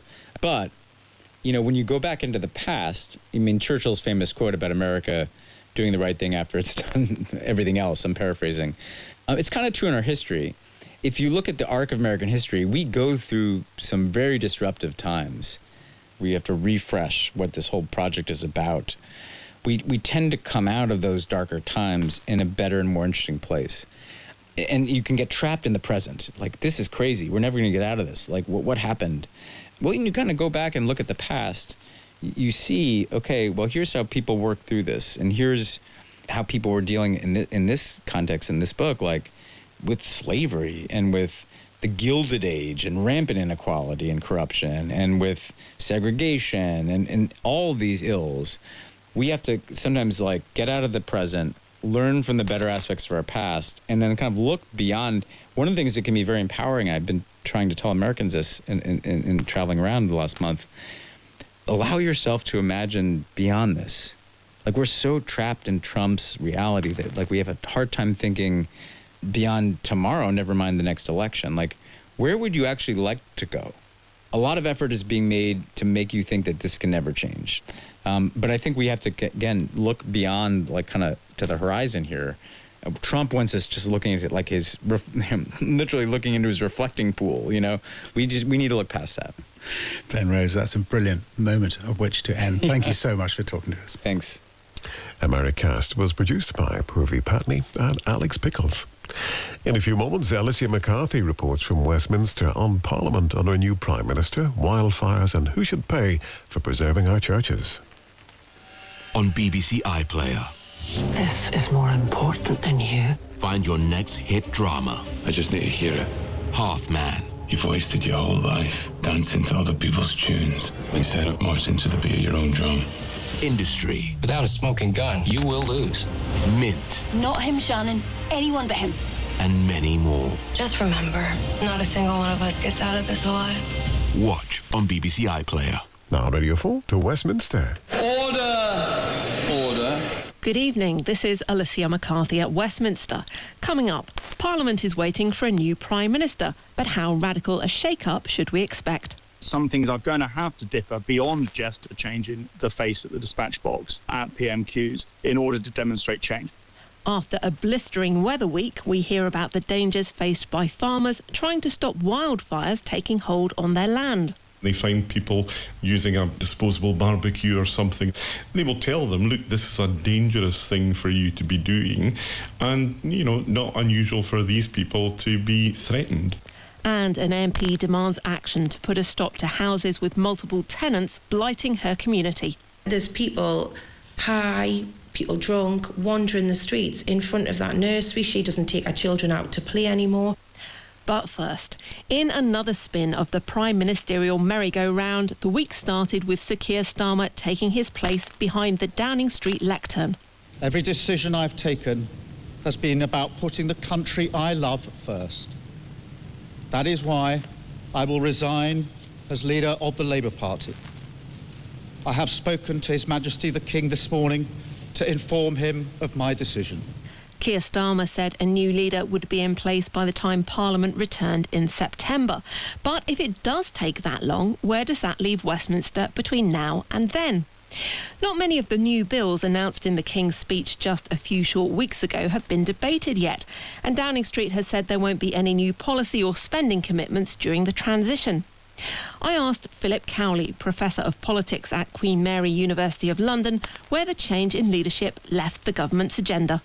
So I think it's going to be very interesting because there's a tension for Andy Burnham, or whoever the new Prime Minister is, between respecting the manifesto, and Burnham has been explicit that he sees the 2024 manifesto as a real constraint on the government, something that has to be respected, while also demonstrating change. And it's pretty clear, I think, that he is going to want to come in as a new Prime Minister, and some things are going to have to differ beyond just a change in the face at the dispatch box at PMQs in order to demonstrate change. So I think some of the policies that were announced in the King's speech may well get radically altered as they go through Parliament in the next 12 months, and there may well be other policies as well. I mean, in some ways, I'm not sure this is that unusual. We change Prime Ministers quite frequently mid-term, and that often involves a change in policy. It's just a bit unusual that this has happened so soon after the King's speech, and indeed so soon into the Parliament as a whole. Now, the new Prime Minister is going to inherit a fairly rebellious House of Commons. I mean, let's not forget, Keir Starmer faced a pretty big rebellion over his plans for welfare reform pretty early on in his term. So Labour MPs are not necessarily going to toe the line, are they? No, so I've looked at the rebellion rate since the election, and by comparison with other first sessions since a change in government, it's relatively high, although still pretty low in absolute terms. I mean, Labour MPs aren't sort of feral, but they have shown a willingness to say no, and to say no quite forcefully at times. And I think Andy Burnham will inherit that parliamentary party. It is a parliamentary party that can't just be walked over. I think he will get a sort of short-term honeymoon, maybe, with his backbenchers. There will be a lot of goodwill towards him. They want him to do well. Bluntly, they need him to do well. And I think if there is particularly if there's an electoral upturn as well, that will help in terms of managing backbench discontent. But if either that electoral upturn doesn't appear or doesn't last, or in order to try and govern, he starts to do things which backbenchers are not happy with. He has got plenty of MPs who have been willing to say no before, and over universal credit, they were willing to defeat the government at second reading, even though the government's majority is massive. So those problems, if rebellion starts to continue, those problems only get worse as parliaments go on. They never get better. So How does that compare with what Andy Burnham is suggesting, that he'd actually like to see a slight loosening of the strictures of the whips and of party discipline in the traditional sense? So Andy Burnham's on record, and he repeated this recently, as saying that he would like to see a sort of looser whipping arrangement at Westminster. He thinks that the whips can be a bit of a straitjacket. Let's start by taking him on his word and assuming that that's genuine. I think it might, for example, mean that you cease to see MPs losing the whip for rebellions quite so easily as you did under Keir Starmer. That was a pretty hard line to take on some of those votes, and I suspect that might not happen in the coming weeks. It'd be pretty hypocritical, bluntly, if it did, given what he said. So I think there might be a desire to do that. I mean, on the other hand, you could take a more cynical view of this and say that that's the sort of thing that's bluntly easy to say when you're mayor of a major city, rather than actually at Westminster. You know, it's the sort of thing sort of generalised anti-politics thing you can say in order to show a bit of leg to supporters. It becomes much harder to stick to that line when you're at Westminster governing and you need to win votes in order to get controversial pieces of legislation through. But time will tell. Final thought, there is some suggestion, given the timetable that's been laid out so far, that if Andy Burnham becomes Prime Minister, we might not see him in the House of Commons before the summer recess. So he wouldn't actually appear in front of MPs in Parliament until September time. Does that matter? I don't think it does matter, and I don't actually think it was necessary. It would have been quite possible to have a slightly shorter contest than this, particularly if there isn't actually going to be a formal contest. We could easily have resolved this much quicker. It used to be done in days. But personally, I think it is a problem. If we think Parliament is meant to be the place where we hold people accountable, then Andy Burnham should go in front of Parliament as Prime Minister before September. Professor Philip Cowley from Queen Mary University of London. Well, it's not just the political temperature that's nudged up in the last few days. Large parts of England and Wales have sweltered for much of the week, with the highest heat warnings in place. Just a few years ago, on the 19th of July 2022, the UK hit an all-time record temperature with dramatic consequences. As weather thermometers breached the 40 degrees mark for the first time in Britain, London was burning. This was Wennington in the far east of the capital, just inside the M25. A fire in a parched area of grass was fanned by a stiff southerly breeze and engulfed houses on the edge of the village. As units rushed to the scene and firemen tried to douse the flames, panicked horses could be heard whinnying in the fields. Well, in the week, the Commons Environment, Food and Rural Affairs Committee held a timely inquiry into the growing threat of wildfires and how to tackle them. Professor Emma Howard-Boyd chairs the National Heat Risk Commission. This is a new world we're operating in, and the numbers of wildfires, whether they are in rural areas, whether they're in that rural-urban interface, are growing in number. And it wasn't just physical damage. Wildfires could have a serious health impact. Heat is a force multiplier of air pollution, fire added into the mix. We're just layering the different risks that individuals are facing, and I don't think that, again, this is properly communicated when you have these hazards coming together.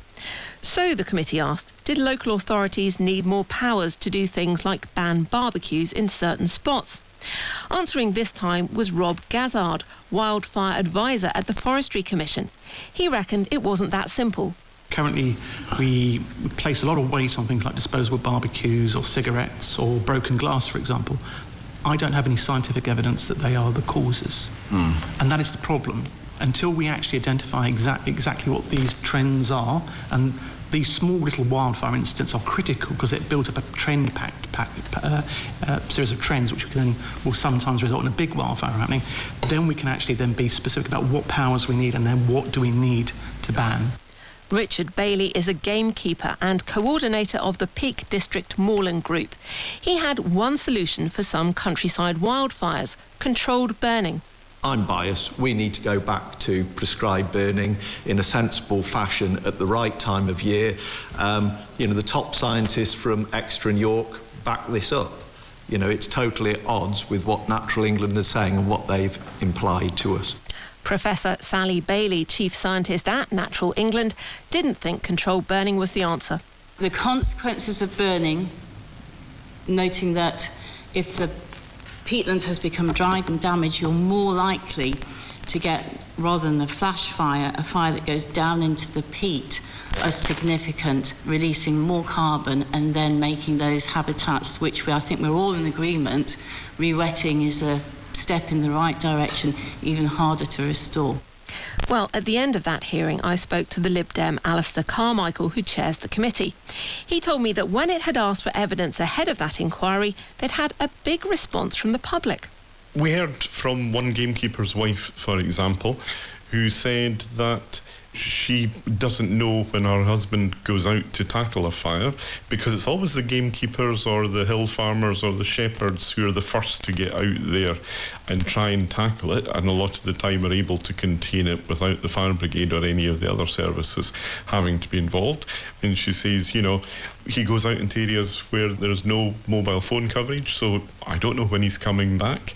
And we heard from farmers who describe much the same thing, and they say that if they go out into their farm and they find people using a disposable barbecue or something of that sort, they will tell them, look, this is a dangerous thing for you to be doing, and, you know, not unusual for these people to be threatened as a consequence of it, because somehow or another there's not that understanding out there amongst the general public of just how dangerous, how much damage can be done by that sort of carelessness. Do you think part of the problem is that you don't really know how many of these fires are started deliberately, how many are started by accident, or how many have started by other means? That was a big part of the evidence that the committee heard. There is no single definition amongst the different public authorities who have an interest in it of what actually constitutes a wildfire.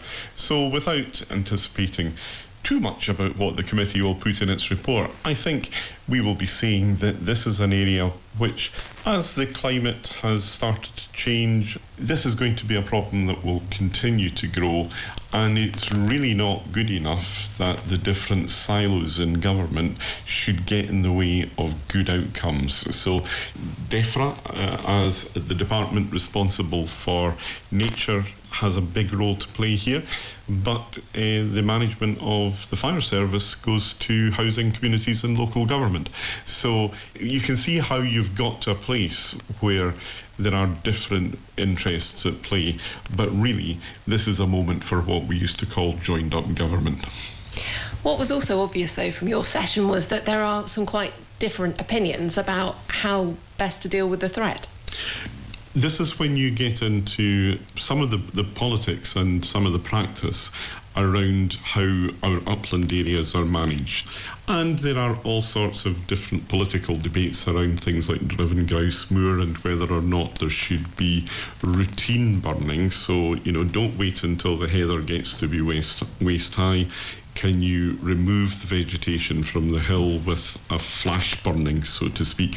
That's a complex debate, but it's pretty clear that the different agencies of government who have now started to regulate this space have not engaged sufficiently with the communities.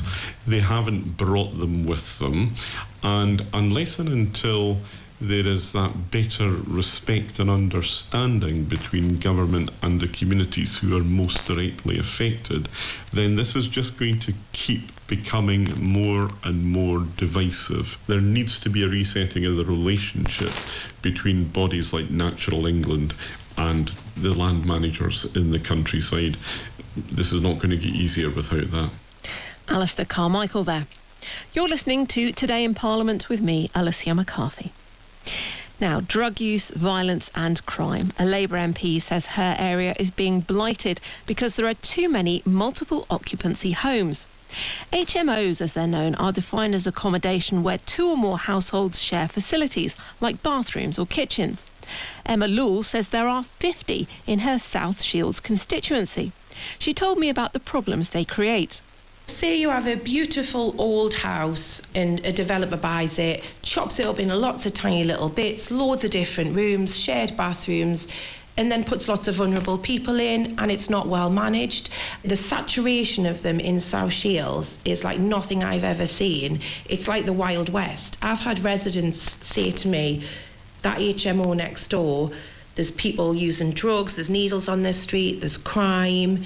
It's just completely out of control, and these are residential areas. There was one lady told me about, she lives next to a nursery. There's a few HMOs in that street, and she said there's people high, people drunk, wandering the streets in front of that nursery. She doesn't take her children out to play anymore. People's cars have been broken into, and it's just not a nice environment for people to live anymore. Now, I don't doubt the government would say, we've got a housing crisis. We don't have enough places for people to live. This is a easy and affordable way to quickly house people. Well, this has been the problem. This has been the failure of governments historically and now to build more council homes and to build homes for people. But if we are going to have HMOs, then let's enforce the licensing properly, because there are some well-run HMOs and they do provide that space for people if they're in between accommodation. But the badly run HMOs are causing problems for community cohesion, crime and all those other things that I mentioned before. Now, why is the licensing regime not being enforced appropriately on those landlords? So if the licences were properly enforced, what would that involve? It would be more like a supported accommodation model, because let's face it, if you are a vulnerable person and you're recovering from addiction, or you have some serious mental health issues, or if you're a young care leaver, or indeed if you are still in care and the local authority has placed you there, or if you're an asylum seeker, then you need support. Putting somebody in an HMO with no regulation, nobody there helping, nobody there supporting, that is a recipe for disaster.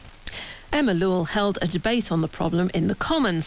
A Labour MP, Daniel Francis, argued developers were finding their way around council restrictions.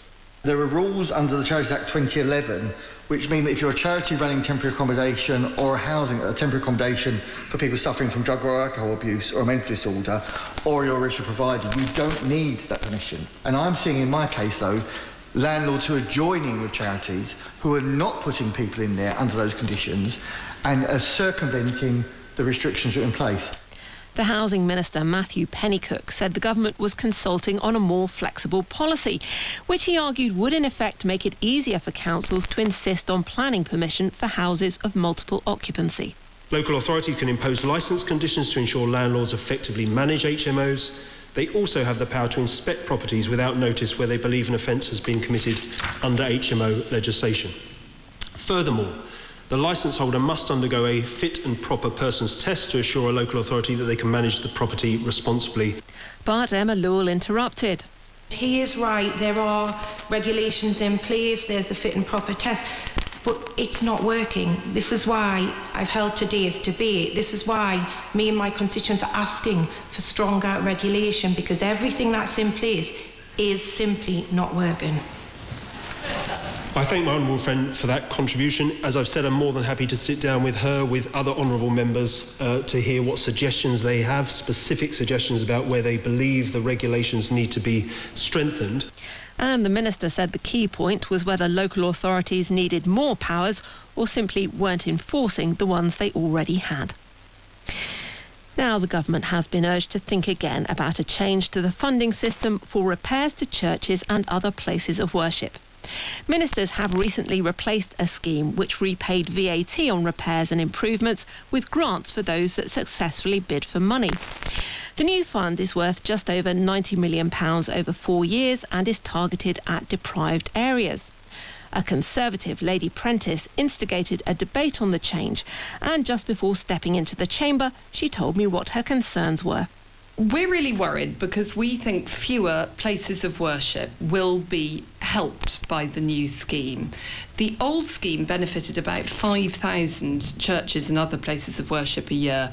This new scheme will benefit probably between 150 and 200, and the application process is much more complicated. But churches can and do get money from other sources, like, for example, the National Lottery. Yes, absolutely. And of course, that's as it should be. Churches bring so much benefit to their communities. It's estimated that for every pound that goes into the church, for example, £16 of community spend comes back. We have seen over recent decades, though, churches close, be put into different use, congregations merge as numbers fall. Isn't that a sort of natural process? Of course, we have to keep checking in on what we need, but it is important to recognise that these buildings are integral to our communities.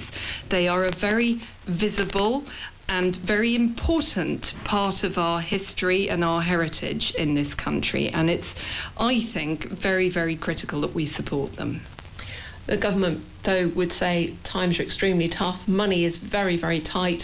How do you argue that this is something that should get more money from central government?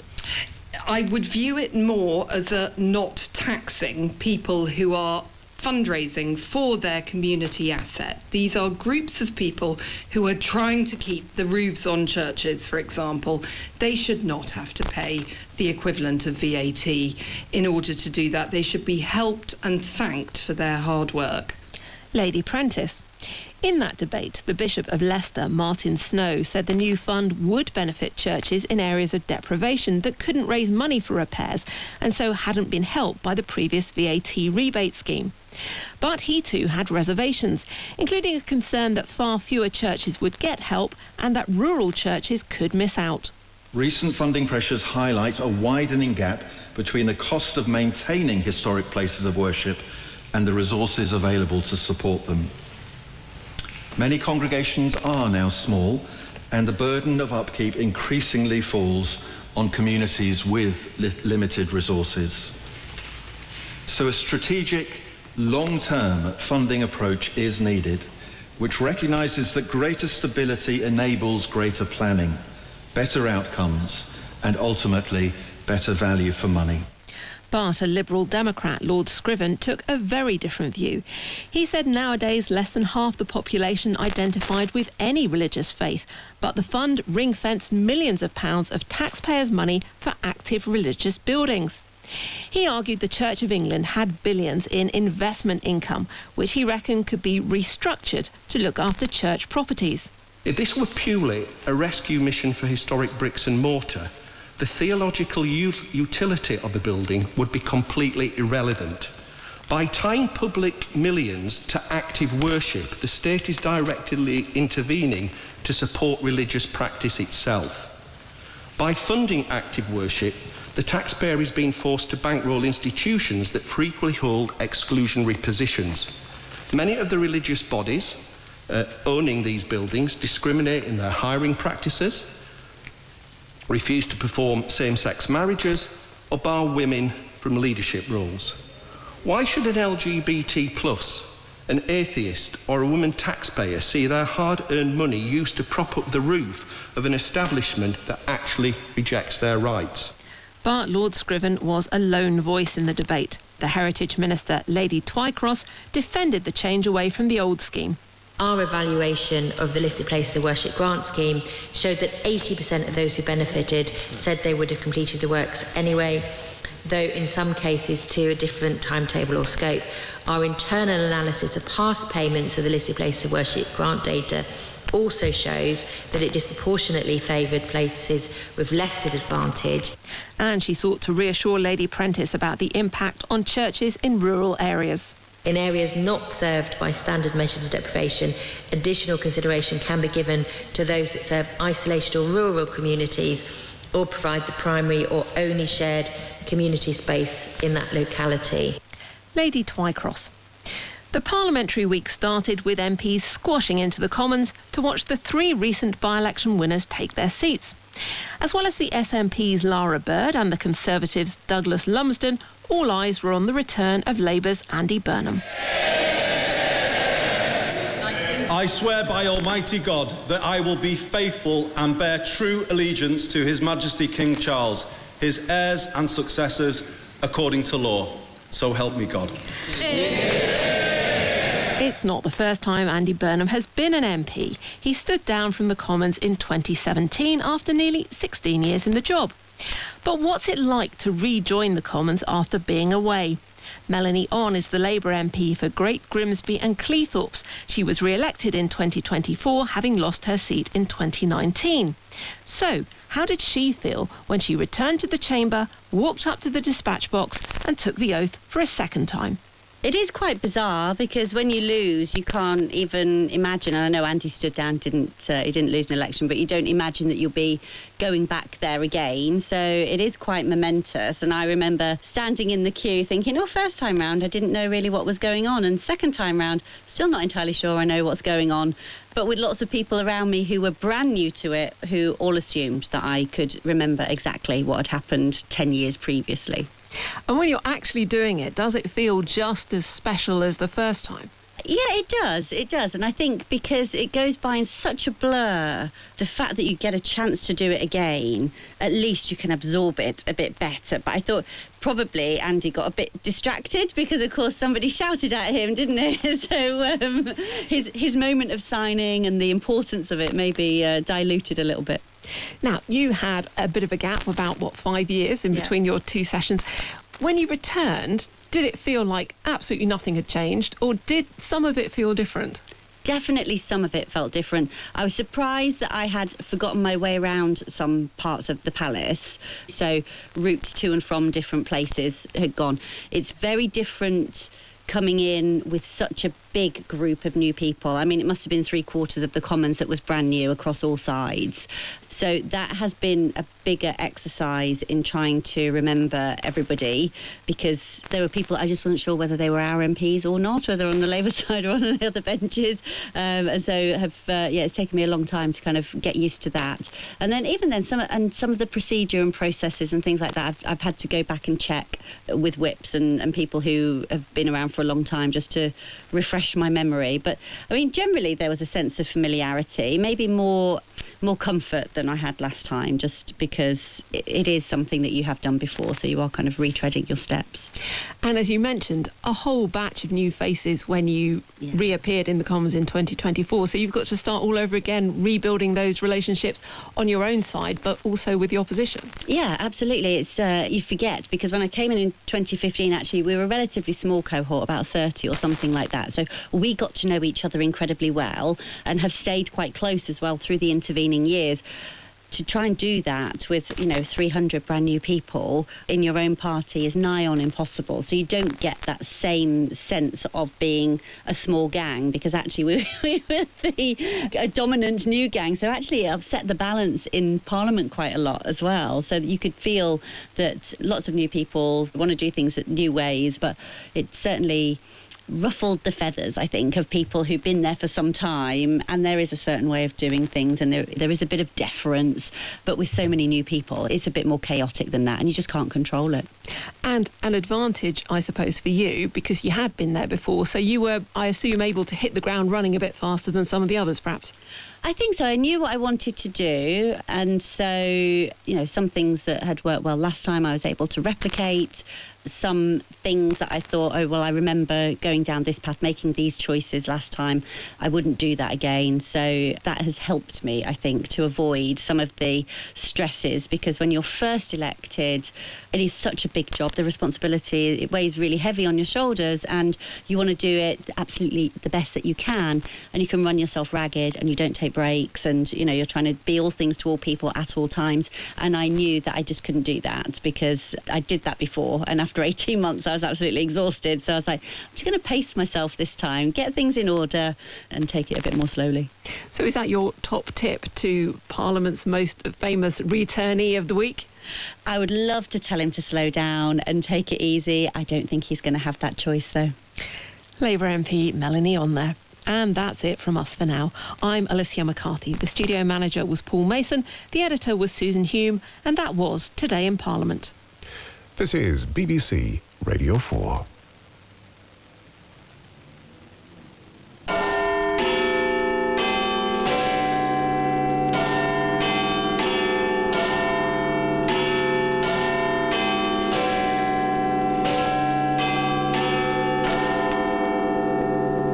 BBC News at midnight. This is Chris Aldridge. US forces have tonight hit targets near the Strait of Hormuz, saying the strikes were a response to an Iranian attack on a commercial ship in the strategically important waterway. Search and rescue efforts are ramping up in Venezuela, where 2 powerful earthquakes are confirmed to have killed more than 900 people. More than 50,000 others are feared missing. The UK has recorded its hottest ever June temperature for the 3rd day in a row. President Trump's former National Security Advisor John Bolton has pleaded guilty to mishandling classified documents. Sir Keir Starmer has declined to sack the Immigration Minister Mike Tabb, despite being asked to do so by the Home Secretary. Also tonight, a final farewell to Radio 4 broadcasts on longwave. The US says it struck Iranian targets near the Strait of Hormuz tonight in response to an attack by Tehran on a commercial ship on Thursday. US Central Command says it targeted Iranian missile and drone storage locations and coastal radar sites. The US Vice President J.D. Vance says violence will be met with violence. Iran's Revolutionary Guard has said its forces will respond more extensively if there's any repeated aggression. Our correspondent Hull Griffith reports from Washington. It's just over a week since the United States and Iran both signed the Memorandum of Understanding, pledging to end conflict on all fronts and open the Strait of Hormuz. However, this latest escalation shows the ceasefire is fragile and being tested on both sides.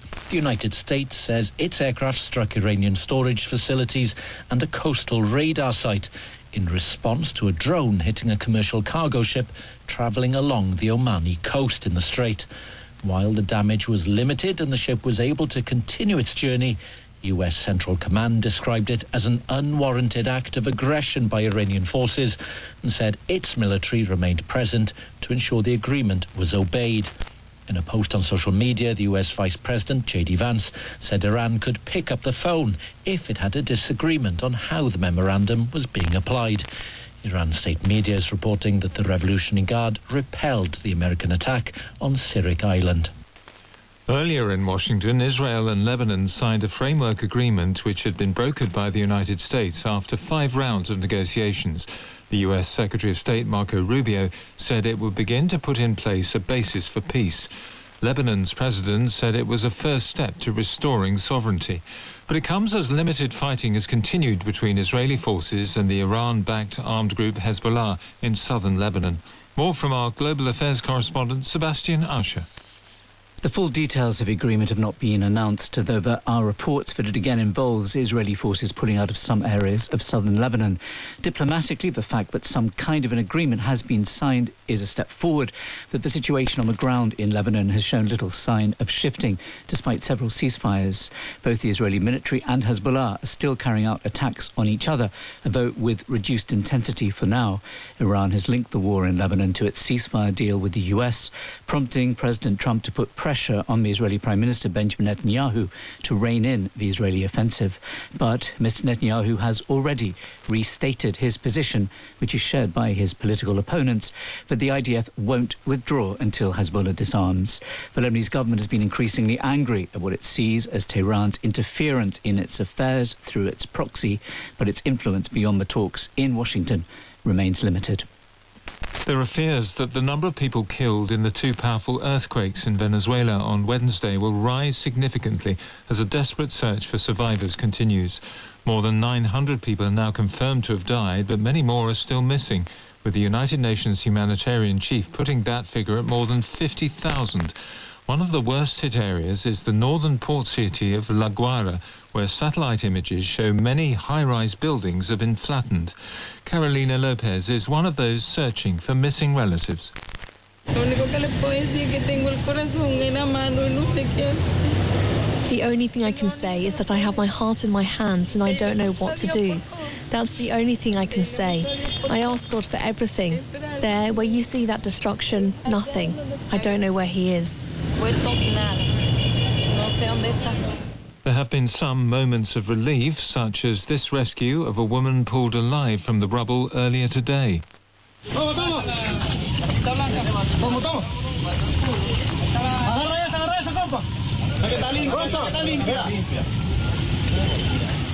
The BBC's Vanessa Silva has been in La Guaira. The level of devastation has no words to explain what we have seen in this area of this coastal town of Venezuela. There's so many destructions. This building at my back is just completely lining to one side. It's about to collapse, and there is so many places, and you can see people struggling with their own hands, trying to remove the rubble, the concrete, in the searching of the loved ones, but it's a lot of work that is needed. The help.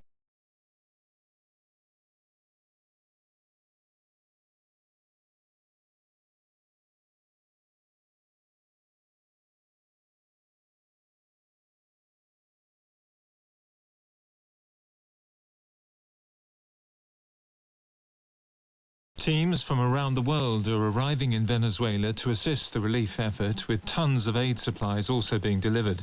The UK government says it has sent an RAF plane carrying British search and rescue teams to the country and will provide £2 million of emergency humanitarian funding. More from our World News correspondent Joe Inwood.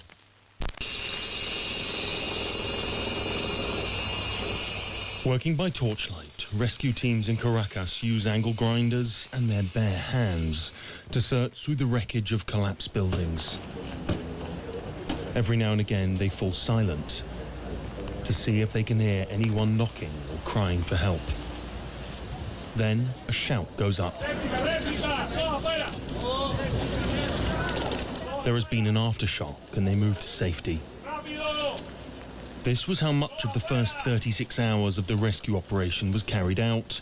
Local people working by hand. That spirit was praised by the acting president, Delcy Rodriguez, when she spoke to the nation a few hours ago. Lo que está expresando es el gran corazón de nuestro pueblo. This demonstrates the great heart of our people and their solidarity. No one has hesitated to go out into the streets to lend a hand to their Venezuelan brother or sister. And a very special recognition goes to our rescuers, those arriving from all over the country to join this commendable task of rescuing people alive from collapsed buildings and homes. But this country, which has long suffered from poor governance and US sanctions, needs help to cope with a disaster of this scale. Teams from all over the world have flown into Venezuela, with many heading for the worst affected area in this disaster, the northern city of La Guaira. The UN says more than 1,000 rescue workers have arrived, along with 6 teams of specially trained dogs. Nicola Putschelt from the International Search and Rescue Dog Organization says they will save lives. There is always hope to find people alive. So as we know from past events, there have been people found after several days, and I think this is also possible in this event, and we are very hopeful to find a lot of people and can help families to bring back people they are missing. Today, once again, the number of confirmed dead rose sharply, but many more are still missing. Even as a major international rescue effort gets underway, few doubt the true scale of this tragedy is only just beginning to emerge. A new record high temperature for June was set in the UK for the 3rd day in a row as heatwave conditions continue to affect parts of the country. The Met Office says a temperature of 37.3 Celsius was recorded at Santon Downham in Suffolk, topping the previous high of 36.7 Celsius in Somerset yesterday. Health leaders have warned that the unprecedented heat is having an impact on NHS services, as our health reporter Catherine Burns explains. When you think about NHS staff going above and beyond in a heatwave, it's not just doctors and nurses. At St Mary's Hospital in London, the estates team have been taking turns doing shifts on the roof, day and night, hosing down the rooftop chillers with cold water, just to keep the air conditioning on inside. Essentially, keeping it continually doused with water is the only way that we can keep it cool enough in order to be able to keep it running. That's Ian Bateman, the Chief Operating Officer at Imperial College Healthcare. He says staff and patients have been brilliant, but it's not been easy. Inside the hospital, it's warm. We're doing our very best. We've got additional chiller units in and fans everywhere that we could possibly put them, but unfortunately it's still uncomfortable. We're keeping our temperatures under constant review and wherever possible moving staff and patients around to try and keep them as comfortable as possible. But I think it's probably fair to say it's pushed our buildings and it's pushed our staff to some really challenging limits at times. Parts of this hospital date back to the 1800s, not built with climate change or air conditioning in mind. Health leaders are warning that the NHS isn't equipped for heat waves and needs investment to cope with what is becoming an annual event. NHS staff have been telling me what it's like for them. One nurse said her ward was like a wall of heat and called it intolerable. A midwife described mums and new babies struggling to cope with temperatures over 30 degrees in a postnatal ward. And an A&E doctor said the heating was still on in some parts of their hospital. They said staff were irritable and some patients were abusive. Amy Tompkins is a GP in Greater Manchester. Like so many others, our practice is converted residential rather than purpose-built, and general practice has limited resources to be able to cool the environment. We have one air conditioning unit in reception, so several of the doctors have been taking regular breaks to go and stand out there throughout their clinics. NHS England says its website pages on heat exhaustion have had more than 120,000 hits in the last 5 days. It says services are using well-tested plans to keep staff and patients safe, but is asking the public to use their common sense about being out in the heat and staying hydrated. The German Weather Service has said the country has hit its highest ever temperature on record at 41.3 Celsius. As large parts of Europe swelter under similar conditions to the UK, our correspondent Anna Holligan sent this report from the Dutch seaside resort of Shutdown. On golden sand, stretching across the North Sea, toddlers splash in the waves and families seek relief in the sea breeze. Elsewhere, escaping the heat is far more difficult. The electronic music festival DEFCON 1 in the Netherlands was ended prematurely.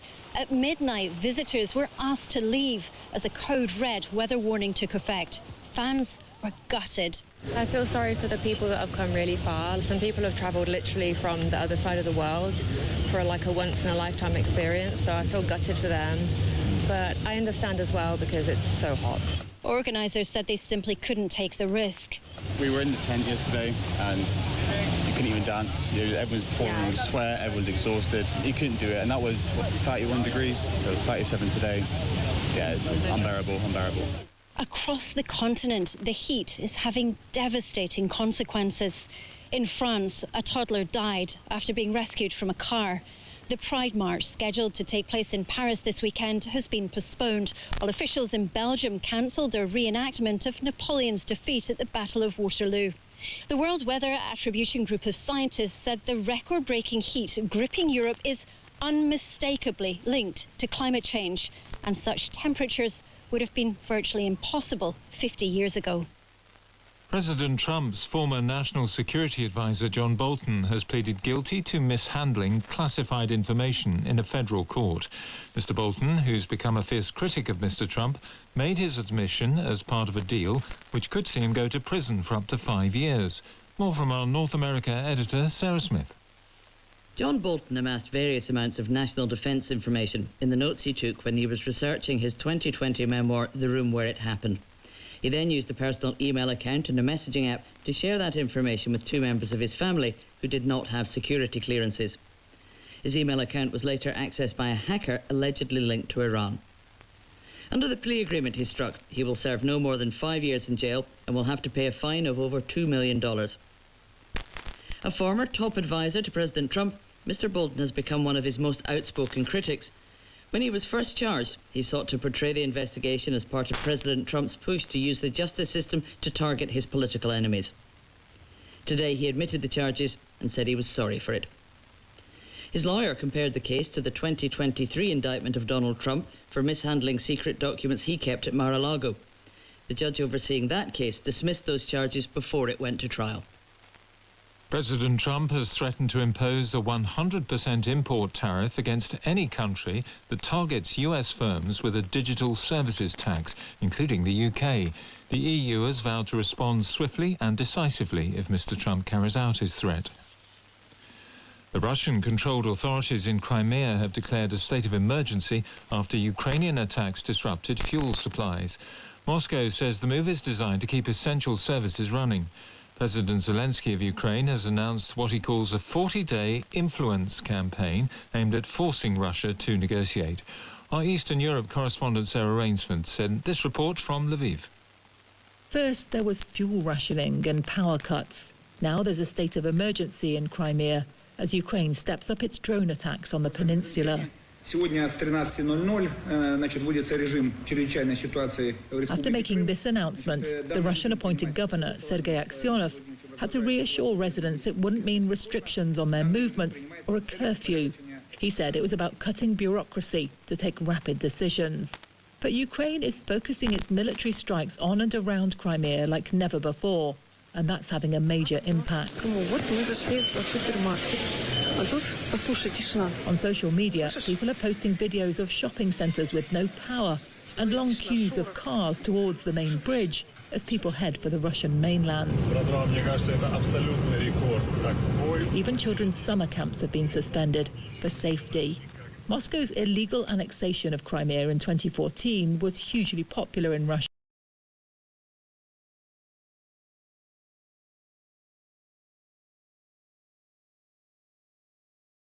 So this intensified military campaign against the stolen jewel in President Putin's crown is highly symbolic in itself. But it is also part of a wider push to increase pressure on the Kremlin and to force Vladimir Putin into peace talks before Russia gets better at intercepting the drones. Sir Keir Starmer has declined to sack the Immigration Minister Mike Tapp, despite being asked to do so by the Home Secretary. Shabana Mahmood argues Mr Tapp has broken collective responsibility and breached the ministerial code by writing a newspaper article without consulting her first. Our political correspondent Damien Grammaticus is following developments. Sir Keir Starmer's intervention is a sharp rebuff to his Home Secretary. Downing Street said it was not for any individual Secretary of State, but for the Prime Minister alone to decide if someone had broken the ministerial code. Mr Tapp, the Immigration Minister working under Shabana Mahmood, had written an article about her signature policy to make many who come to the UK wait longer before they can apply for permanent residency. He said, to be fair, it should not apply retrospectively to those already here on care worker visas. He had not cleared the article with her. The spat highlights the fractured relationships in Sir Keir's government. Mr Tapp has been a staunch defender of the Prime Minister. Miss Mahmood, who's been effectively rebuked, was one of the cabinet ministers who recently told Sir Keir he should step down. The Green Party has been forced to return a donation which was made by its leader, Zach Polansky, after it was deemed to be impermissible. Mr Polansky gave just over £1,500 to the London branch of his party last September, but wasn't on the electoral register at the time. His party put that down to personal security concerns. Here's our political correspondent, Harry Farley. Zach Polansky gave his party £1,539 shortly after he took over in September last year. But at the time, Mr Polansky was not on the electoral register, meaning legally the donation was impermissible. The explanation from his party that he wasn't registered because of security concerns comes as Mr Polansky is understood to be in discussion with the Home Office and police about his protection. Because the donation was unlawful, it should have been returned within 30 days. But it wasn't returned until the 10th of June this year. A party spokesperson said this donation was made to the London Green Party. When the issue was brought to the National Party's attention, the donation was returned. The Electoral Commission said it was considering the matter and so could not comment, but that it had not launched an investigation. A court has lifted reporting restrictions that prevented the media from identifying 13 men who were charged alongside a husband who's accused of conspiring with others to drug and sexually abuse his wife. The husband and 12 of the 13 other suspects are due to go on trial in Manchester later this year. Our North of England reporter Rowan Bridge listened to proceedings at Manchester Minshull Street Crown Court. The husband in the case is in his 60s and from the Stockport area of Greater Manchester. He can't be named to protect the identity of his wife. Of the 48 offences he was charged with, he's admitted 15, including rape, but will stand trial on other allegations. They include conspiring with other people to drug and rape his wife. This morning, the judge lifted an order allowing us to report more detail of the case. 12 of the 13 co-defendants have pleaded not guilty. They're Philip Wilde, Sean Pears, Jonathan Kirk and Robert Stewart, all from Stockport. Jordan Wallace and Alan Keelan, who are both from Manchester. Mohammed Sabir of no fixed abode, Graham Brewham from Northwich in Cheshire, Richard Townsend from Rochdale, Carl Lindsay from Taunton, Daniel Rayner from Whitstable in Kent and David Graves from Ilkeston in Derbyshire. Between them they face a range of charges including rape and conspiracy to rape. A 13th co-defendant has pleaded guilty to 4 charges. Keith Fotheringham, who's from Dundee, has admitted, among other offences, conspiring to rape and conspiring to drug the woman at the centre of the case. Those who've pleaded not guilty to offences will go on trial in Manchester in September. Downing Street has said it is very concerning that a US fighter pilot stationed in the UK avoided trial under English law for strangling a woman in Cambridge. Captain Jacob Wolfson was tried at an American military court by a panel of 8 male Air Force officers, despite the incident taking place while he was off duty. Our UK correspondent Daniel Sandford reports. Sarah Steele waived her anonymity to allow the Guardian newspaper to highlight the concerns raised by her case. The Cambridge academic met Captain Jacob Wolfson on the dating app Tinder and agreed to go to see the fighter pilot at his flat in Cambridge. But there he strangled her during sex, which she said was not consensual. When she reported it, Cambridge Constabulary allowed the US military police to take the lead in the investigation. Wolfson was tried by an all-male American court-martial panel, which found him guilty of strangulation, but acquitted him of non-consensual sex. Sarah Steele told the Today programme that the panel then took into account Wolfson's military record when passing sentence. They were raising, in his mitigation, how many people he'd killed, supposedly to get him a lower sentence for committing a serious violent crime against me. Under an agreement made in 1951, members of US armed forces based in the UK will be prosecuted by the Americans for offences committed on duty or against other US personnel. Other offences can be prosecuted in the UK courts, but police forces are still required to give sympathetic consideration to requests by the US military to prosecute their own staff. The Prime Minister's official spokesman said it was very concerning that this case never reached the Crown Prosecution Service for a decision on whether it should be prosecuted under English law. The Justice Minister, Jake Richards, agreed the case raised questions that he would now look at. There are issues around military courts, whether that is in America or indeed our own, and how that interplays with our criminal courts and our civil courts. That's always an area that we look at. The Minister said he'd make sure there was a thorough and objective review of the case. A former Cambridgeshire police officer has been found guilty of misconduct in public office after creating what prosecutors described as a toxic WhatsApp culture. Paul Street encouraged colleagues to bully a teenage detainee and ask for a sexual video of a female suspect. A jury at the Old Bailey convicted him on 2 counts of misconduct. He's been remanded in custody and will be sentenced next month.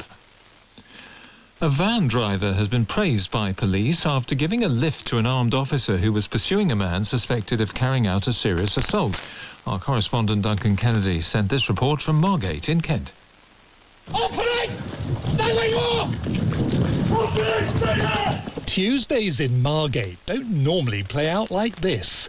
Armed officers recording on body-worn cameras are running after a suspect. But it looked like the alleged culprit was hot-footing it to freedom. That is, until a passing van driver stops to pick up the officer to carry on the chase. Running down the hill towards the viaduct. Get back, get back. Go, go, go, go. I'm going, I'm going. Go, go, go. Cheers, buddy, follow that police officer. Don't crash.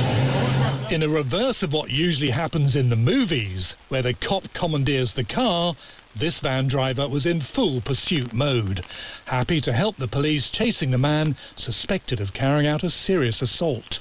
If you just go past him, keep going past. Keep going past. Stop here on the right. Stop. Don't move. Put your hands on your head. The wheels of justice have rarely turned so fast. With chase over and arrest made, the officer thanks his obliging new recruit. Cheers for your help. No problem. Glad I could be of service. Cheers, buddy. We'll get on with doing the rest of it, but thank you very much for your assistance. That was quite exhilarating. See you later. Hopefully the rest of your day is a bit calmer. Yeah. Cheers, guys. Yeah, see you later. Kent police say the van driver, who hasn't been named, should feel proud in what's clearly a case of a good Samaritan doing his bit to drive down crime. In cricket, on day 2 of the third and deciding test match of the series, England brought themselves back in contention against New Zealand at Trent Bridge. England took all 10 wickets for 121 runs to dismiss the tourists for a first innings total of 438. The returning captain Ben Stokes ended up with 4 wickets. In reply, England's opening batsman Ben Duckett hit an 88-ball century to leave his side 223 for 2 at the close, trailing the tourists by 215 runs with 8 wickets in hand. Radio 4 broadcast on longwave will end in just over half an hour's time. The BBC began broadcasting on the frequency from its original transmitters in Daventry in Northamptonshire in 1925, before switching to a new transmitting station in Worcestershire. Our media correspondent David Sillito reports. Ready for number 3. All ready. Right, let her go. 1934 and the beginning of an engineering marvel. To run up the high-tension machine. The powerful long-wave transmitter masts at Droitwich, 213 metres high, along with 2 sister stations in Burghead and Westerglen in Scotland, ensured the BBC was a truly national service. This is the national programme from London, radiated by the new long-wave transmitter at Droitwich.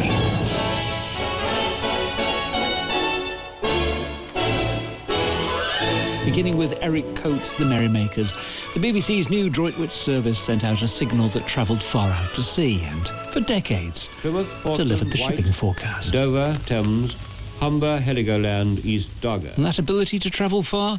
In the Second World War, the long-wave signal was a way of communicating across Europe. These are today's main events. Germany has invaded Poland and has bombed many towns. And even sending coded messages to the French resistance.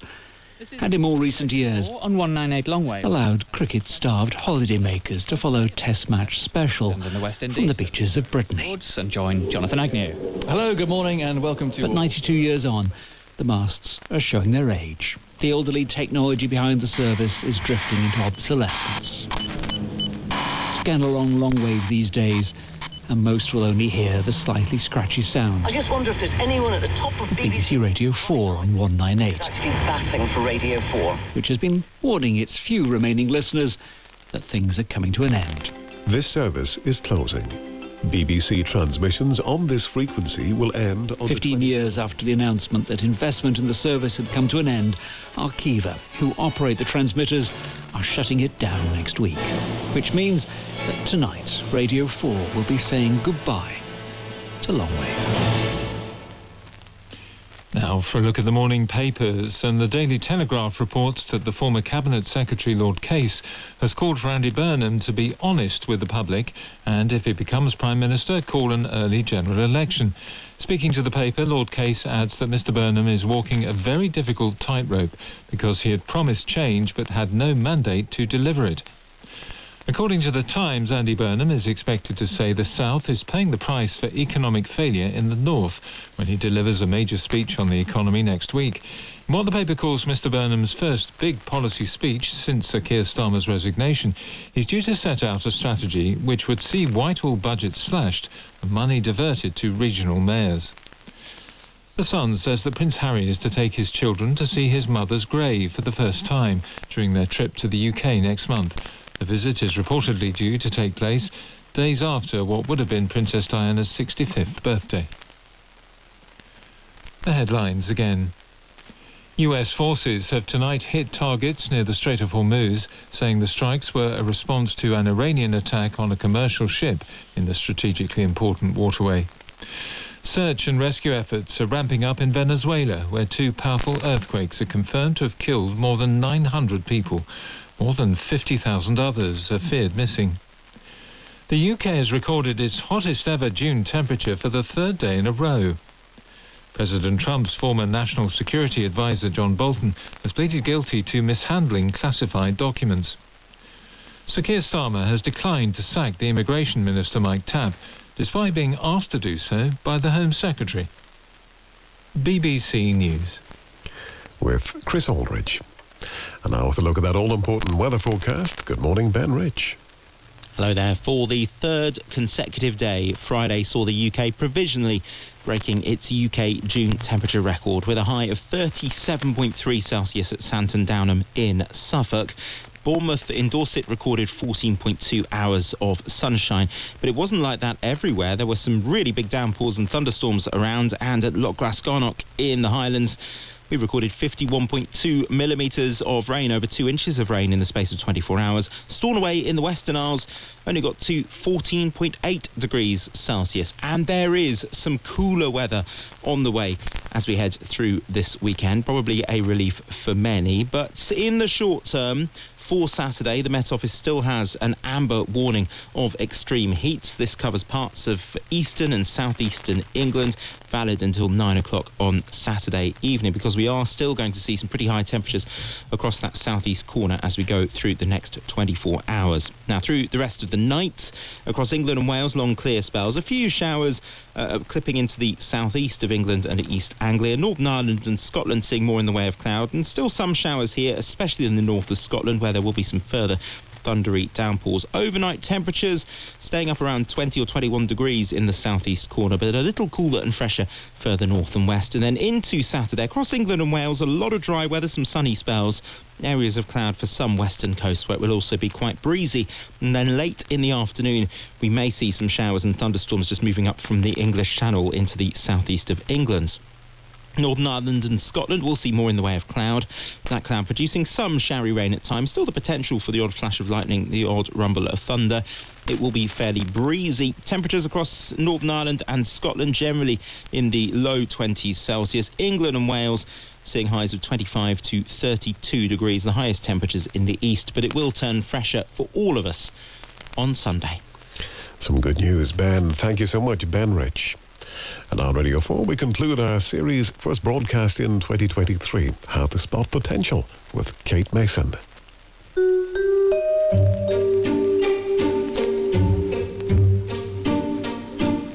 I'm just going to test my own potential now.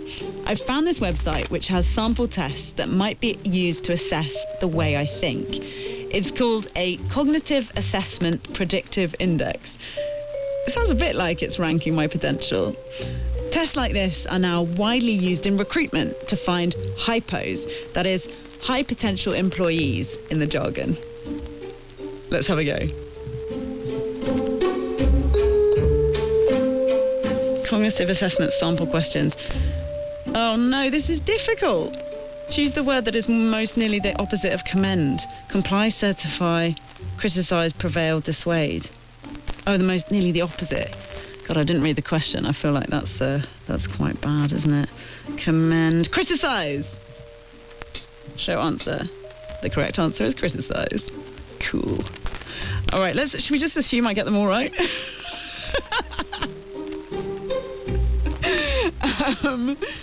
Oh my goodness. This is like a verbal and pictorial reasoning thing, isn't it? It's like one of those things you did at school. Two figures above share a common feature. One of the figures below does not share the same feature. Which figure below does not share this common feature? Oh no. Oh, it's A. I can handle that. 20. Correct answer is 20. They've done some stuff about maths again. Question 7 of 7, thank God. Which of the figures below the line will replace the question mark following the sequence of figures shown? It's been a long day, potential spotters.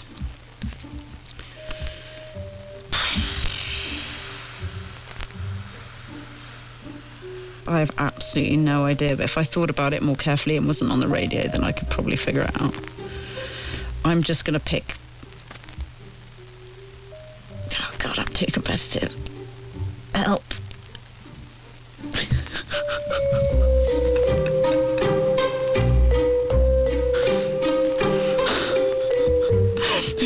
say whether I'm good or not. But basically there's a chart at the end that says if you do well on the answers, I think you're like a strong fit for the organisation, whatever the organisation would be. Should I argue with these results? Unclear. How useful are they? They just made me feel quite good. They're not giving me a hard sense of something like, say, my blood cell count. Although one of them that I've looked at does basically say if I'm good at maths or not. Which, I don't know, if I wanted to show potential as an actor or something, it probably wouldn't be that relevant. It's not... There is a scale that says, like, if this is above or below average, so I suppose that is useful. In this series, we've found lots of different ways of tracing potential in sports, music, education, and in work. If you've missed them, do go back and listen by searching How to Spot Potential on BBC Sounds. So there's phenomenal potential in the human brain, and the story of that potential is what opportunities you get. How do you get to grow your brain, develop your brain? Do you get to learn to read? Do you get to learn to speak those different languages? Do you get to learn to play a musical instrument? The potential is sort of dizzying. Much of this is related to educational opportunities, to cultural scenarios, to how in many places in the world people are held back. But I have a sense overall that the world is not using in any way its full potential of the human brain, of the human body, etc. And that feels very sad at this point in time because we've got so many problems to solve. In this last episode, I want to look into the future. And it's a tricky one. We seem to be at a point where big changes are happening in society that might contradict everything we've learned in this series about identifying and maximising potential. When considering human potential, we now need to ask, what is that potential for? Nikki Garchea, chartered organisational psychologist.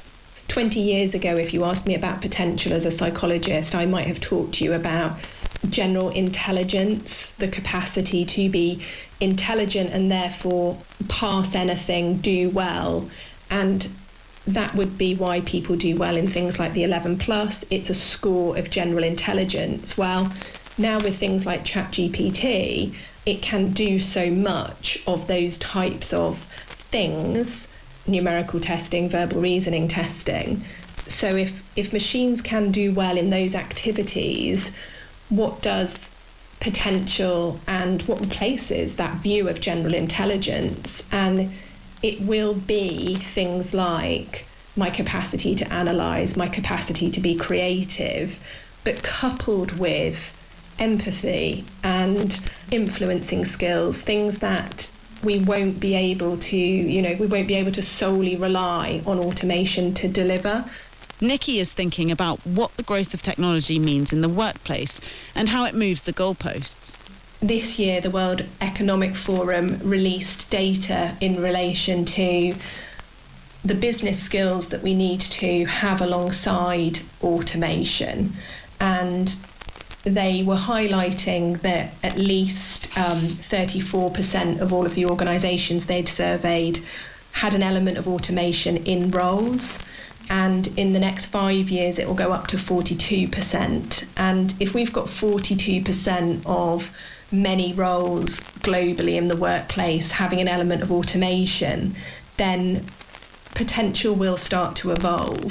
It's really the question of, if the machine can release some potential in so many ways, what can the human do? And what that machine-realised human potential of the future might be, and how we get there, is also being considered much more widely, far beyond the world of work, across subjects as diverse as medical science, computer gaming, and space exploration. I'm Ghislaine Boddington. I'm a reader in digital immersion at the School of Design at the University of Greenwich, and I also run the creative collective Body Data Space.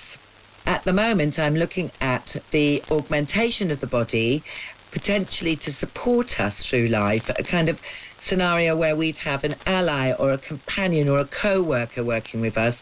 Ghislaine's investigations are part of global research, taking in both the practicalities and ethics of technological advances and thinking about how our potential could be augmented or realised in all manner of our lives through the creation of digital twins, computer-generated versions of ourselves. The modelling of a digital human, a digital me, that would be there to work with me, to support me in different ways. So are we thinking like a kind of like a demon in Northern Lights, you know, where you've got a little animal companion who can talk to you about your emotions and various other things? Or are we talking about like a sort of digital slave that we can get to do things like the washing up? What sort of thing are we thinking about here? The demon example is very good, actually, because we are talking here about something that would be with you all the time. And my concept is based on having a real-time virtual body interface that's with me from birth, grows up with me and learns about the world alongside me, advises and supports across many aspects of life. Could be mental health, could be supporting your work, fitness, etc. And actually collaborates with me on my work, on my social life. So it could be an avatar, it could be robotic or holographic, or all three. There are already many examples of this in different sectors. Digital human twin modelling for the medical sector is well advanced, and in the space sector too. But also we know it more on a day-to-day level. We know it in the fitness sector and obviously in the gaming sector. So I have a Whoop, you know, one of those things that tells you how you slept and how your heart rate is doing. So I'm imagining some sort of extremely developed version of that that's somehow also maybe listening to my thoughts and following along with what I'm doing day to day. Is that in any way realistic? And how creepy is it? Well, the listening to your thoughts thing, Kate, is a really great one, because I'm often in the shower going, oh, I should do that, or it would be great to do that, or I should put that in that document. And of course you're in the shower, so you can't do anything at all. So for me, definitely the ideas and the to-do lists that come up in my head when I'm otherwise occupied and not able to be tapping into my phone would be wonderful if they were translated into those scenarios. However, that one's probably quite a way off. At the moment, it is about the aggregation of data that we do, in the main, already can collect, either through our own apps, like you're saying about sleep apps or fitness apps, or through more advanced apps that are being used by the medical sector and other sectors. I think there's also a sense of understanding now, with the AI explosion that's happening into much more mass society, of how helpful it would be and how it might make life a little bit less boring if there was an AI working with us to say, this email is urgent, forget this lot. Help with searching for things on your computer, help with these very basic level tasks that we all spend hours doing, hours and hours, being pretty much robots on our computers, which actually can be done now by AI. I could basically delegate stuff to it. Exactly that, and hopefully through that giving us more space and time to have much more original thinking time and solution creating time, which is where I think our brains are not being used to their full potential. Sounds a bit Brave New World. But should we worry? Would those machines like us outstrip our potential? Well, science has some reassurance. My name's Sophie Scott and I'm a Professor of Cognitive Neuroscience at University College London. What I think of when I think of potential is human brains. And the reason why I think about human brains is they're kind of like a machine for potential. You've got 86 billion brain cells. They're what you're born with. You're born with almost all the brain cells you're ever going to have. You don't learn and change by growing new bits of your brain. You learn and change by remodelling the connections between those existing brain cells. And this is giving you a sort of a computer of extraordinary power. All computers have got a limit to how much memory they have. There's no known limit to human memory. There's no known limitation on the number of languages a human can learn to speak. The limitation is time. Human brains are unbelievably full of potential. It's also the case that there is substantial evidence for individual differences along lots of different parameters. Thinking about the language example, there's quite good evidence now that some people are really good at hearing differences in speech sounds from other languages. and other people are really good at learning to produce them, and they're not necessarily the same people. They're two different ways in which people vary. But that's only going to be found out if you have that opportunity. It's a case of both, I think, embracing and giving the potential to everybody to find out what their brains can do. And there might be something really particular, very special about your brain. Well, I hope you get the opportunity to find out about it. Throughout this series, we've considered potential largely in young people, from spotting teenage sports stars or musicians to entering university and getting on the career ladder. But satisfyingly, Sophie says it's not all about them. You are going to be better at learning a new language when you're a child, partly because you don't have to go out to work for a living and things like that, but also there does seem to be a sort of critical period for really getting good at speaking a new language, for example, at that age.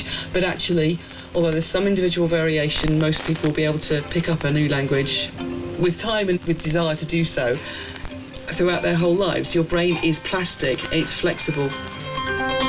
So there we have it. Human potential is boundless, not constrained by age, and, despite current concerns, unlikely to be killed off by technology. The search for potential is intertwined with what makes our lives interesting. It makes us curious and leads us to the question, what next? And while it might be an individual trait, it's also something that relies on others, those who give us a chance, see something in us, spot our potential.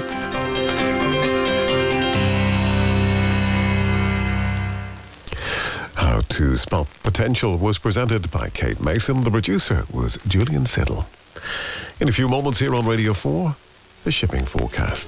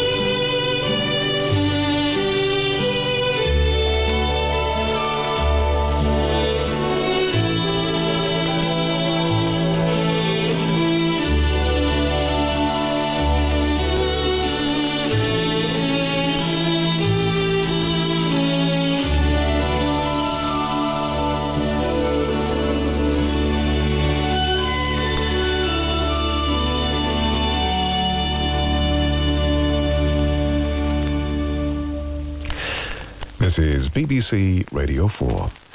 Now, the shipping forecast issued by the Met Office on behalf of the Maritime and Coast Guard Agency at 0015 on Saturday, the 27th of June, 2026. The general synopsis at 1800. Low Malin, 1008. Expected Bailey, 993 by 1800 Saturday. New High, expected German Bight, 1016 by same time. The area forecast for the next 24 hours. Viking, north at Sierra, south at Sierra. Variable 2 to 4, becoming southerly 4 or 5, occasionally 6 later. Showers and fog patches, moderate or good, occasionally very poor. 40s, Cromarty 4th. Variable 2 to 4, becoming south 4 or 5, occasionally 6 later. Showers, thundery at first with fog patches, moderate or good, occasionally very poor at first. Tyne, Dogger. Variable 2 to 4, becoming south 4 or 5 later. Showers, thundery in Dogger, good, occasionally poor. Fisher. Variable 2 to 4, showers, thundery later with fog patches, moderate or good, occasionally very poor later. German Bight, Humber, Thames, Dover, White, Portland. Variable 2 to 4, thundery showers, moderate or good, occasionally poor. Plymouth, south veering southwest 3 to 5, showers, good, occasionally moderate. Biscay, variable 2 to 4, becoming west 3 to 5 later, thundery showers, good, occasionally moderate. Trafalgar, west 2 to 4, veering northwest 3 to 5, showers, good. Fitzroy, Seoul, south southwest, veering west later 4 to 6, occasional rain, good, occasionally moderate. Lundy, Fastnet, south southwest 4 to 6, showers, rain later, good, occasionally moderate. Irish Sea, southerly 4 to 6, occasionally 7 and west, showers, rain later, moderate or good, occasionally poor. Shannon, south 4 or 5, veering southwest 5 or 6, rain or showers, good, occasionally poor. Rockwall, cyclonic 4 to 6, becoming southwest 5 to 7 later, rain at times, moderate or good, occasionally poor. Malin, Hebrides, cyclonic becoming south 4 to 6, rain or showers, thundery at first, moderate or good, occasionally poor. Bailey, southeast becoming cyclonic 4 to 6, occasional rain, good, occasionally poor. Fair Isle, east veering south 4 to 6, rain or showers, thundery at first with fog patches, moderate or good, occasionally very poor at first. Faroes, east or southeast 4 to 6, rain at times, moderate or good, occasionally poor. And southeast Iceland, southerly backing easterly 4 to 6, becoming cyclonic 5 to 7 later, perhaps gale later in northwest, occasional rain, moderate or good, occasionally poor. And now the weather reports from coastal stations for 2300. Tyree automatic, southeast 3. Stornoway, northeast 3, recent rain 4 miles 1010, falling. Lerwick, northeast 3, 24 miles 1015, falling slowly. Wick automatic, east-southeast 3, recent fog 3 miles 1014, falling more slowly. Aberdeen, northeast by east 1, slight rain 600 meters 1013, falling slowly. Lukers, east-northeast 3, 4 miles 1013, now rising. Boomer, northeast by north 2, fog 200 meters 1013, rising more slowly. Bridlington, west-northwest 2, 1013, rising more slowly. Sandetti light vessel automatic, southwest 6, 2 miles 1016. Greenwich light vessel automatic, south-southwest 3, 2 miles 1018. St. Catherine's Point automatic, west-northwest 1, 1018, rising slowly. Jersey, northeast 2, 16 miles 1018, now falling. Channel light vessel automatic, south by west 2, 1019. Scilly automatic, south 4, mist, 4 miles 1016, now falling. Milford Haven, south by west 3, 8 miles 1016, steady. Aberporth, south by west 4, 27 miles 1016, rising slowly. Valley, south-southwest 5, 9 miles 1015, rising slowly. Liverpool Crosby, west 3, 14 miles 1015, rising more slowly. Valentia, south by east 3, 22 miles 1010, now falling. Ronaldsway, south 5, mist, 5 miles 1013, rising slowly. Malin Head, east by south 2, 7 miles 1007, falling. And Machrihanish automatic, east-southeast 4, recent drizzle, 5 miles, 1010, rising slowly. And here's the weather forecast for the inshore waters of Great Britain and Northern Ireland, valid for the following 24 hours, issued by the Met Office at 2300. The general situation: a strengthening southwesterly flow will affect northern and western waters on Saturday, while a slack and humid flow continues to affect waters elsewhere. During Sunday, a change to a westerly flow will spread fresher conditions eastwards across all parts. Cape Wrath to Rattray Head, including Orkney. East 3 to 5, occasionally 6 near Cape Wrath. Veering south, occasionally 6 near Rattray Head, then becoming variable 2 to 4 later. Rain or showers, perhaps thundery at first, with fog patches. Moderate or good, occasionally very poor at first. Rattray Head to Berwick-upon-Tweed. Variable 2 to 4, becoming south 4 to 6. Fog patches and drizzle at first, then showers. Moderate or poor, occasionally very poor, becoming good. Berwick-upon-Tweed to Whitby. Variable 2 to 4, becoming southeast 3 to 5, then veering south or southwest 2 to 4 later. Drizzle at first, then showers. Moderate or poor, becoming good. Whitby to Gibraltar Point. Variable 1 to 3, becoming south or southeast 2 to 4, occasionally 5 later. Showers, good, occasionally moderate at first. Gibraltar Point to North Foreland. Variable becoming southerly or southeasterly later, 2 to 4. Thundery showers, moderate or good, occasionally poor. North Foreland to Selsey Bill. Westerly 2 to 4, becoming variable 1 to 3, occasionally 4 later. Thundery showers, moderate or good, occasionally poor. Selsey Bill to Lyme Regis. West 2 to 4, becoming variable 1 to 3, then southwest 2 to 4 later.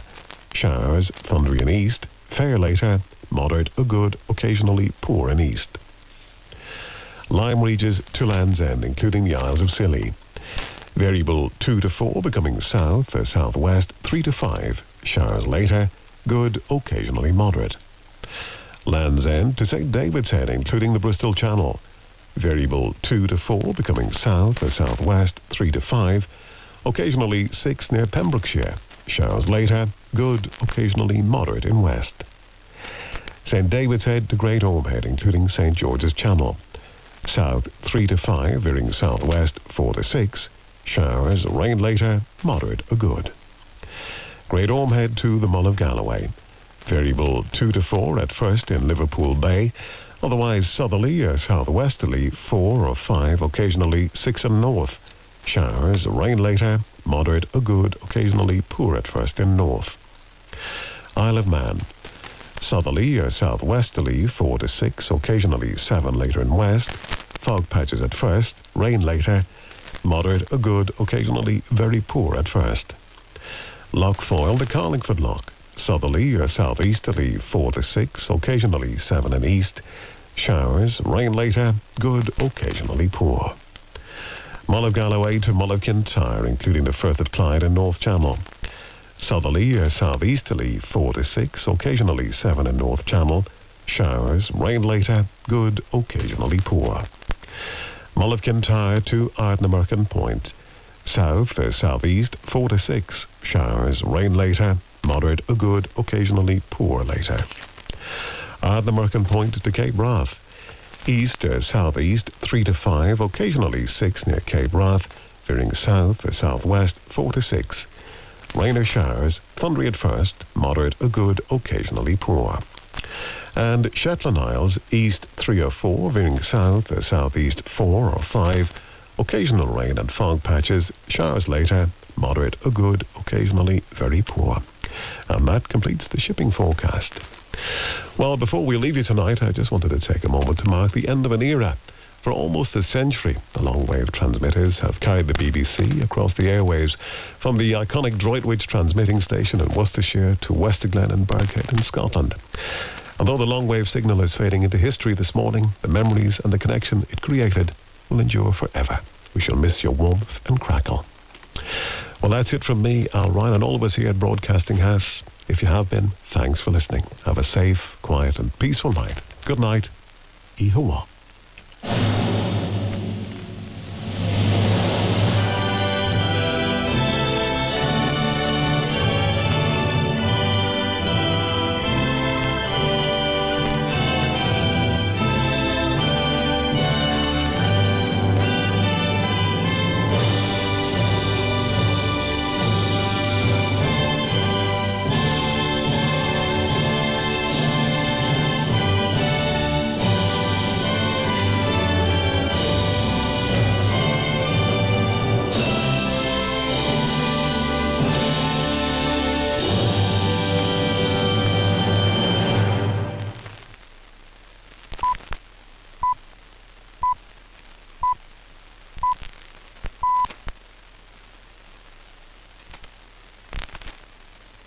You are listening to 198 kHz longwave.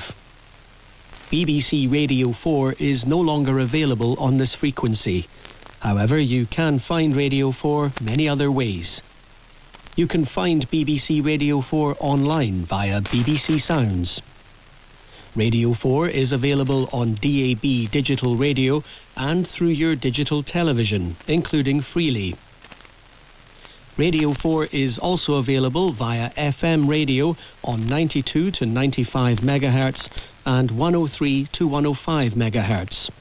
Plus, you can listen via your smart speaker. Just say, play Radio 4. Information on how to listen can be found on the BBC website at bbc.co.uk/reception.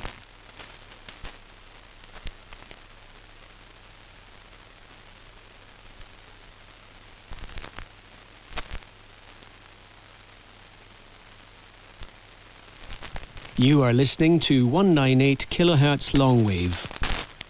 BBC Radio 4 is no longer available on this frequency. However, you can find Radio 4 many other ways. You can find BBC Radio 4 online via BBC Sounds. Radio 4 is available on DAB digital radio and through your digital television, including Freely. Radio 4 is also available via FM radio on 92 to 95 MHz and 103 to 105 MHz. Plus, you can listen via your smart speaker. Just say, play Radio 4. Information on how to listen can be found on the BBC website at bbc.co.uk/reception.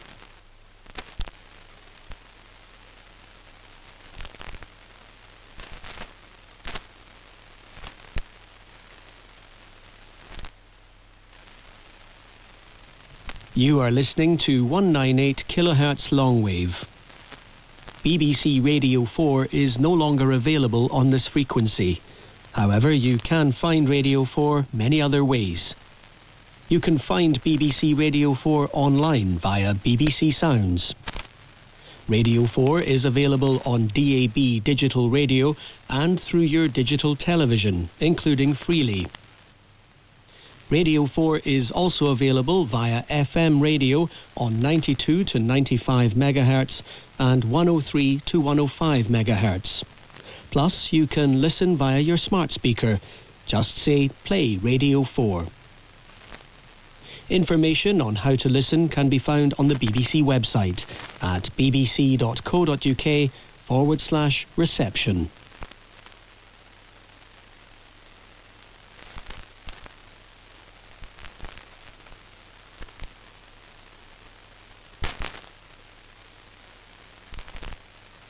You are listening to 198 kHz longwave. BBC Radio 4 is no longer available on this frequency.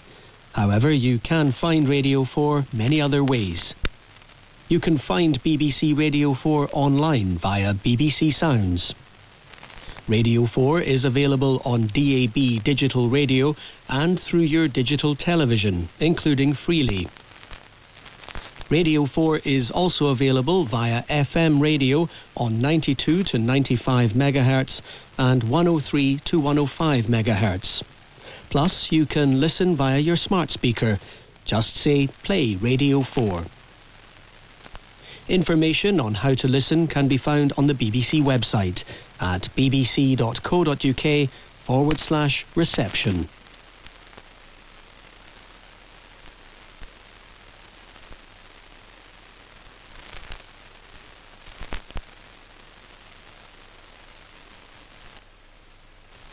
You are listening to 198 kHz longwave. BBC Radio 4 is no longer available on this frequency. However, you can find Radio 4 many other ways. You can find BBC Radio 4 online via BBC Sounds. Radio 4 is available on DAB digital radio and through your digital television, including Freely. Radio 4 is also available via FM radio on 92 to 95 MHz and 103 to 105 MHz. Plus, you can listen via your smart speaker. Just say, play Radio 4. Information on how to listen can be found on the BBC website at bbc.co.uk/reception.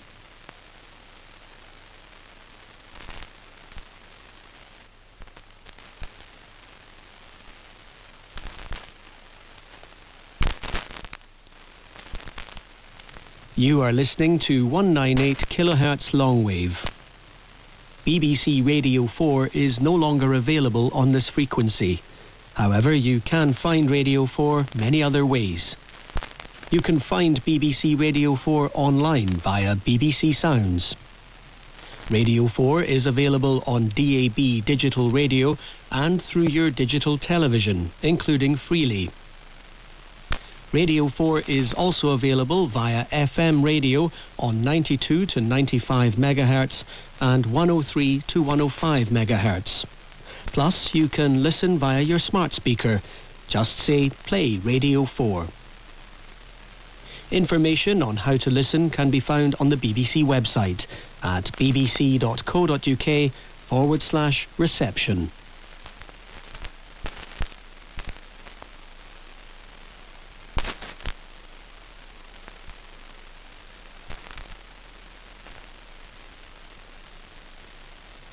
You are listening to 198 kHz longwave.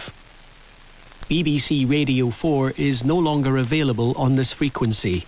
However, you can find Radio 4 many other ways. You can find BBC Radio 4 online via BBC Sounds. Radio 4 is available on DAB digital radio and through your digital television, including Freely. Radio 4 is also available via FM radio on 92 to 95 MHz and 103 to 105 MHz. Plus, you can listen via your smart speaker. Just say, play Radio 4. Information on how to listen can be found on the BBC website at bbc.co.uk/reception.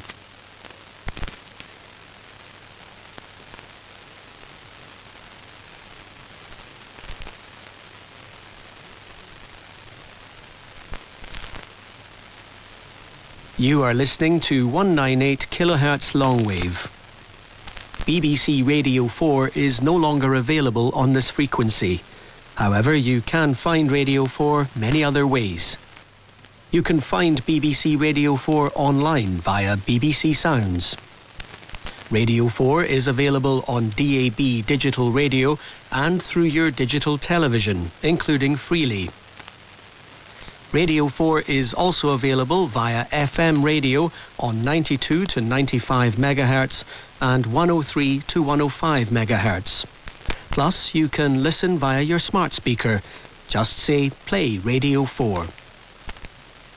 Information on how to listen can be found on the BBC website at bbc.co.uk/reception.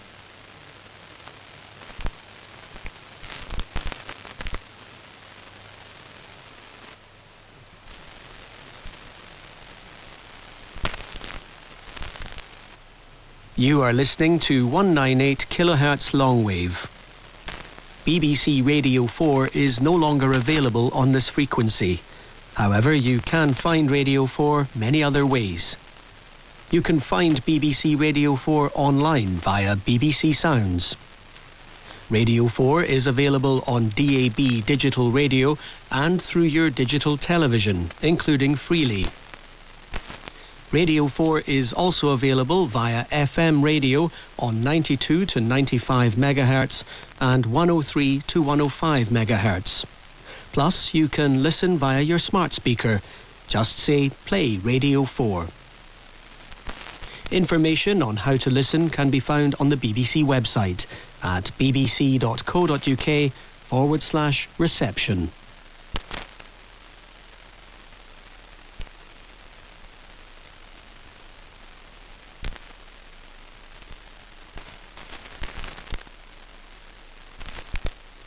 You are listening to 198 kHz longwave. BBC Radio 4 is no longer available on this frequency. However, you can find Radio 4 many other ways. You can find BBC Radio 4 online via BBC Sounds.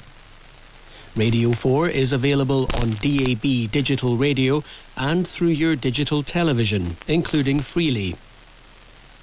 Radio 4 is also available via FM radio on 92 to 95 MHz and 103 to 105 MHz.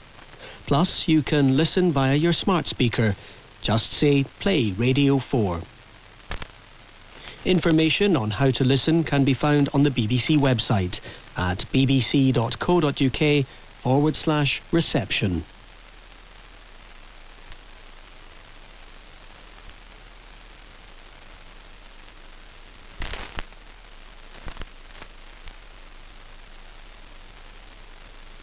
You are listening to 198 kHz longwave.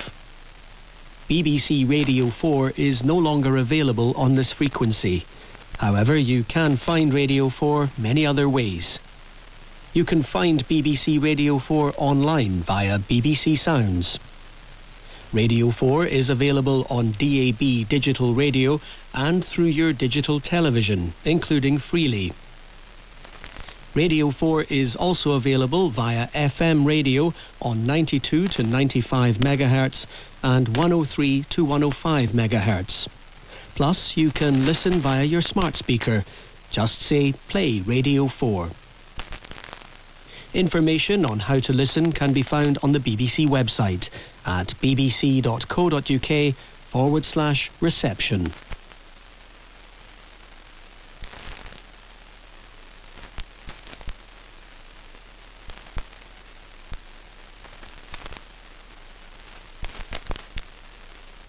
You are listening to 198 kHz longwave. BBC Radio 4 is no longer available on this frequency. However, you can find Radio 4 many other ways. You can find BBC Radio 4 online via BBC Sounds. Radio 4 is available on DAB digital radio and through your digital television, including Freely. Radio 4 is also available via FM radio on 92 to 95 MHz and 103 to 105 MHz. Plus, you can listen via your smart speaker. Just say, play Radio 4. Information on how to listen can be found on the BBC website at bbc.co.uk/reception.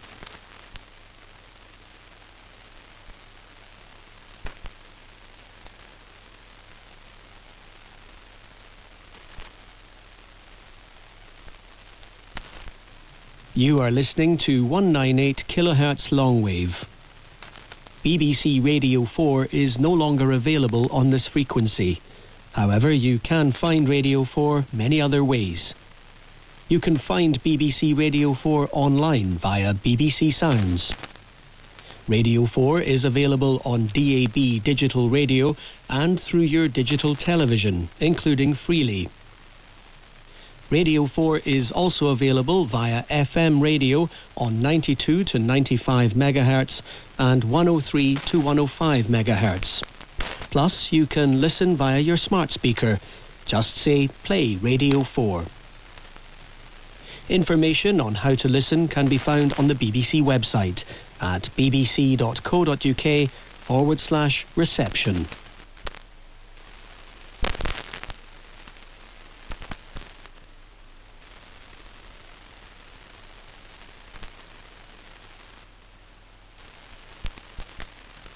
You are listening to 198 kHz longwave. BBC Radio 4 is no longer available on this frequency. However, you can find Radio 4 many other ways. You can find BBC Radio 4 online via BBC Sounds. Radio 4 is available on DAB digital radio and through your digital television, including Freely. Radio 4 is also available via FM radio on 92 to 95 MHz and 103 to 105 MHz. Plus, you can listen via your smart speaker. Just say, play Radio 4. Information on how to listen can be found on the BBC website at bbc.co.uk/reception.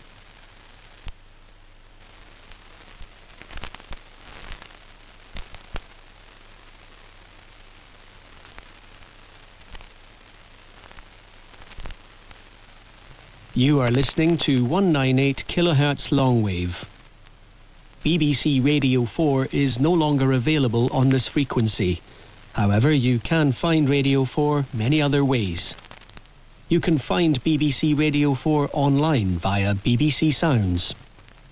Radio 4 is available on DAB digital radio and through your digital television, including Freely. Radio 4 is also available via FM radio on 92 to 95 MHz and 103 to 105 MHz. Plus, you can listen via your smart speaker. Just say, play Radio 4. Information on how to listen can be found on the BBC website at bbc.co.uk/reception.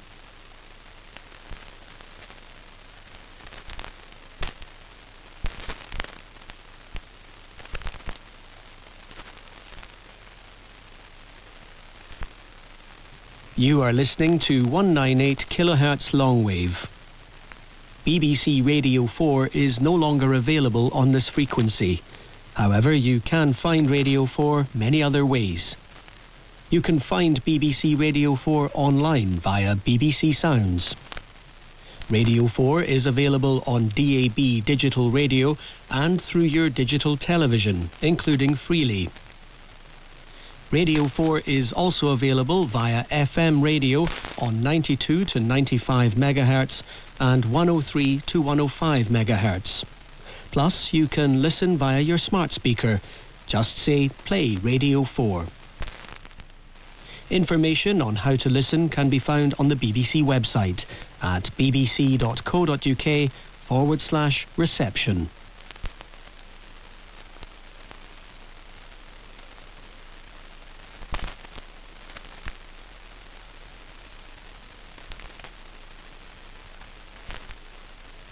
You are listening to 198 kHz longwave.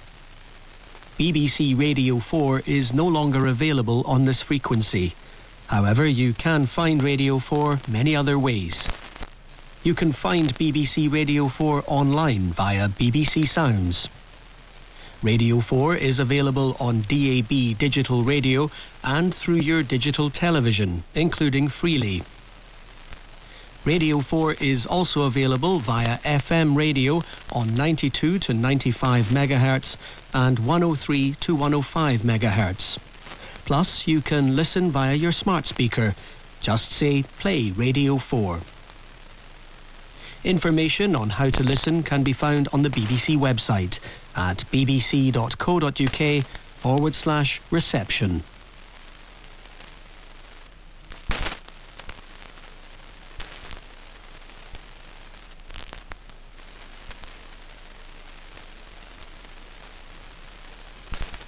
You are listening to 198 kHz longwave. BBC Radio 4 is no longer available on this frequency. However, you can find Radio 4 many other ways. You can find BBC Radio 4 online via BBC Sounds. Radio 4 is available on DAB digital radio and through your digital television, including Freely. Radio 4 is also available via FM radio on 92 to 95 MHz and 103 to 105 MHz. Plus, you can listen via your smart speaker. Just say, play Radio 4. Information on how to listen can be found on the BBC website at bbc.co.uk/reception.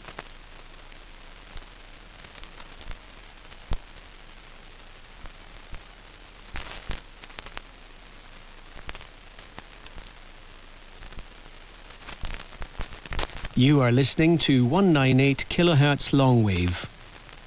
BBC Radio 4 is no longer available on this frequency. However, you can find Radio 4 many other ways. You can find BBC Radio 4 online via BBC Sounds. Radio 4 is available on DAB digital radio and through your digital television, including Freely. Radio 4 is also available via FM radio on 92 to 95 MHz and 103 to 105 MHz.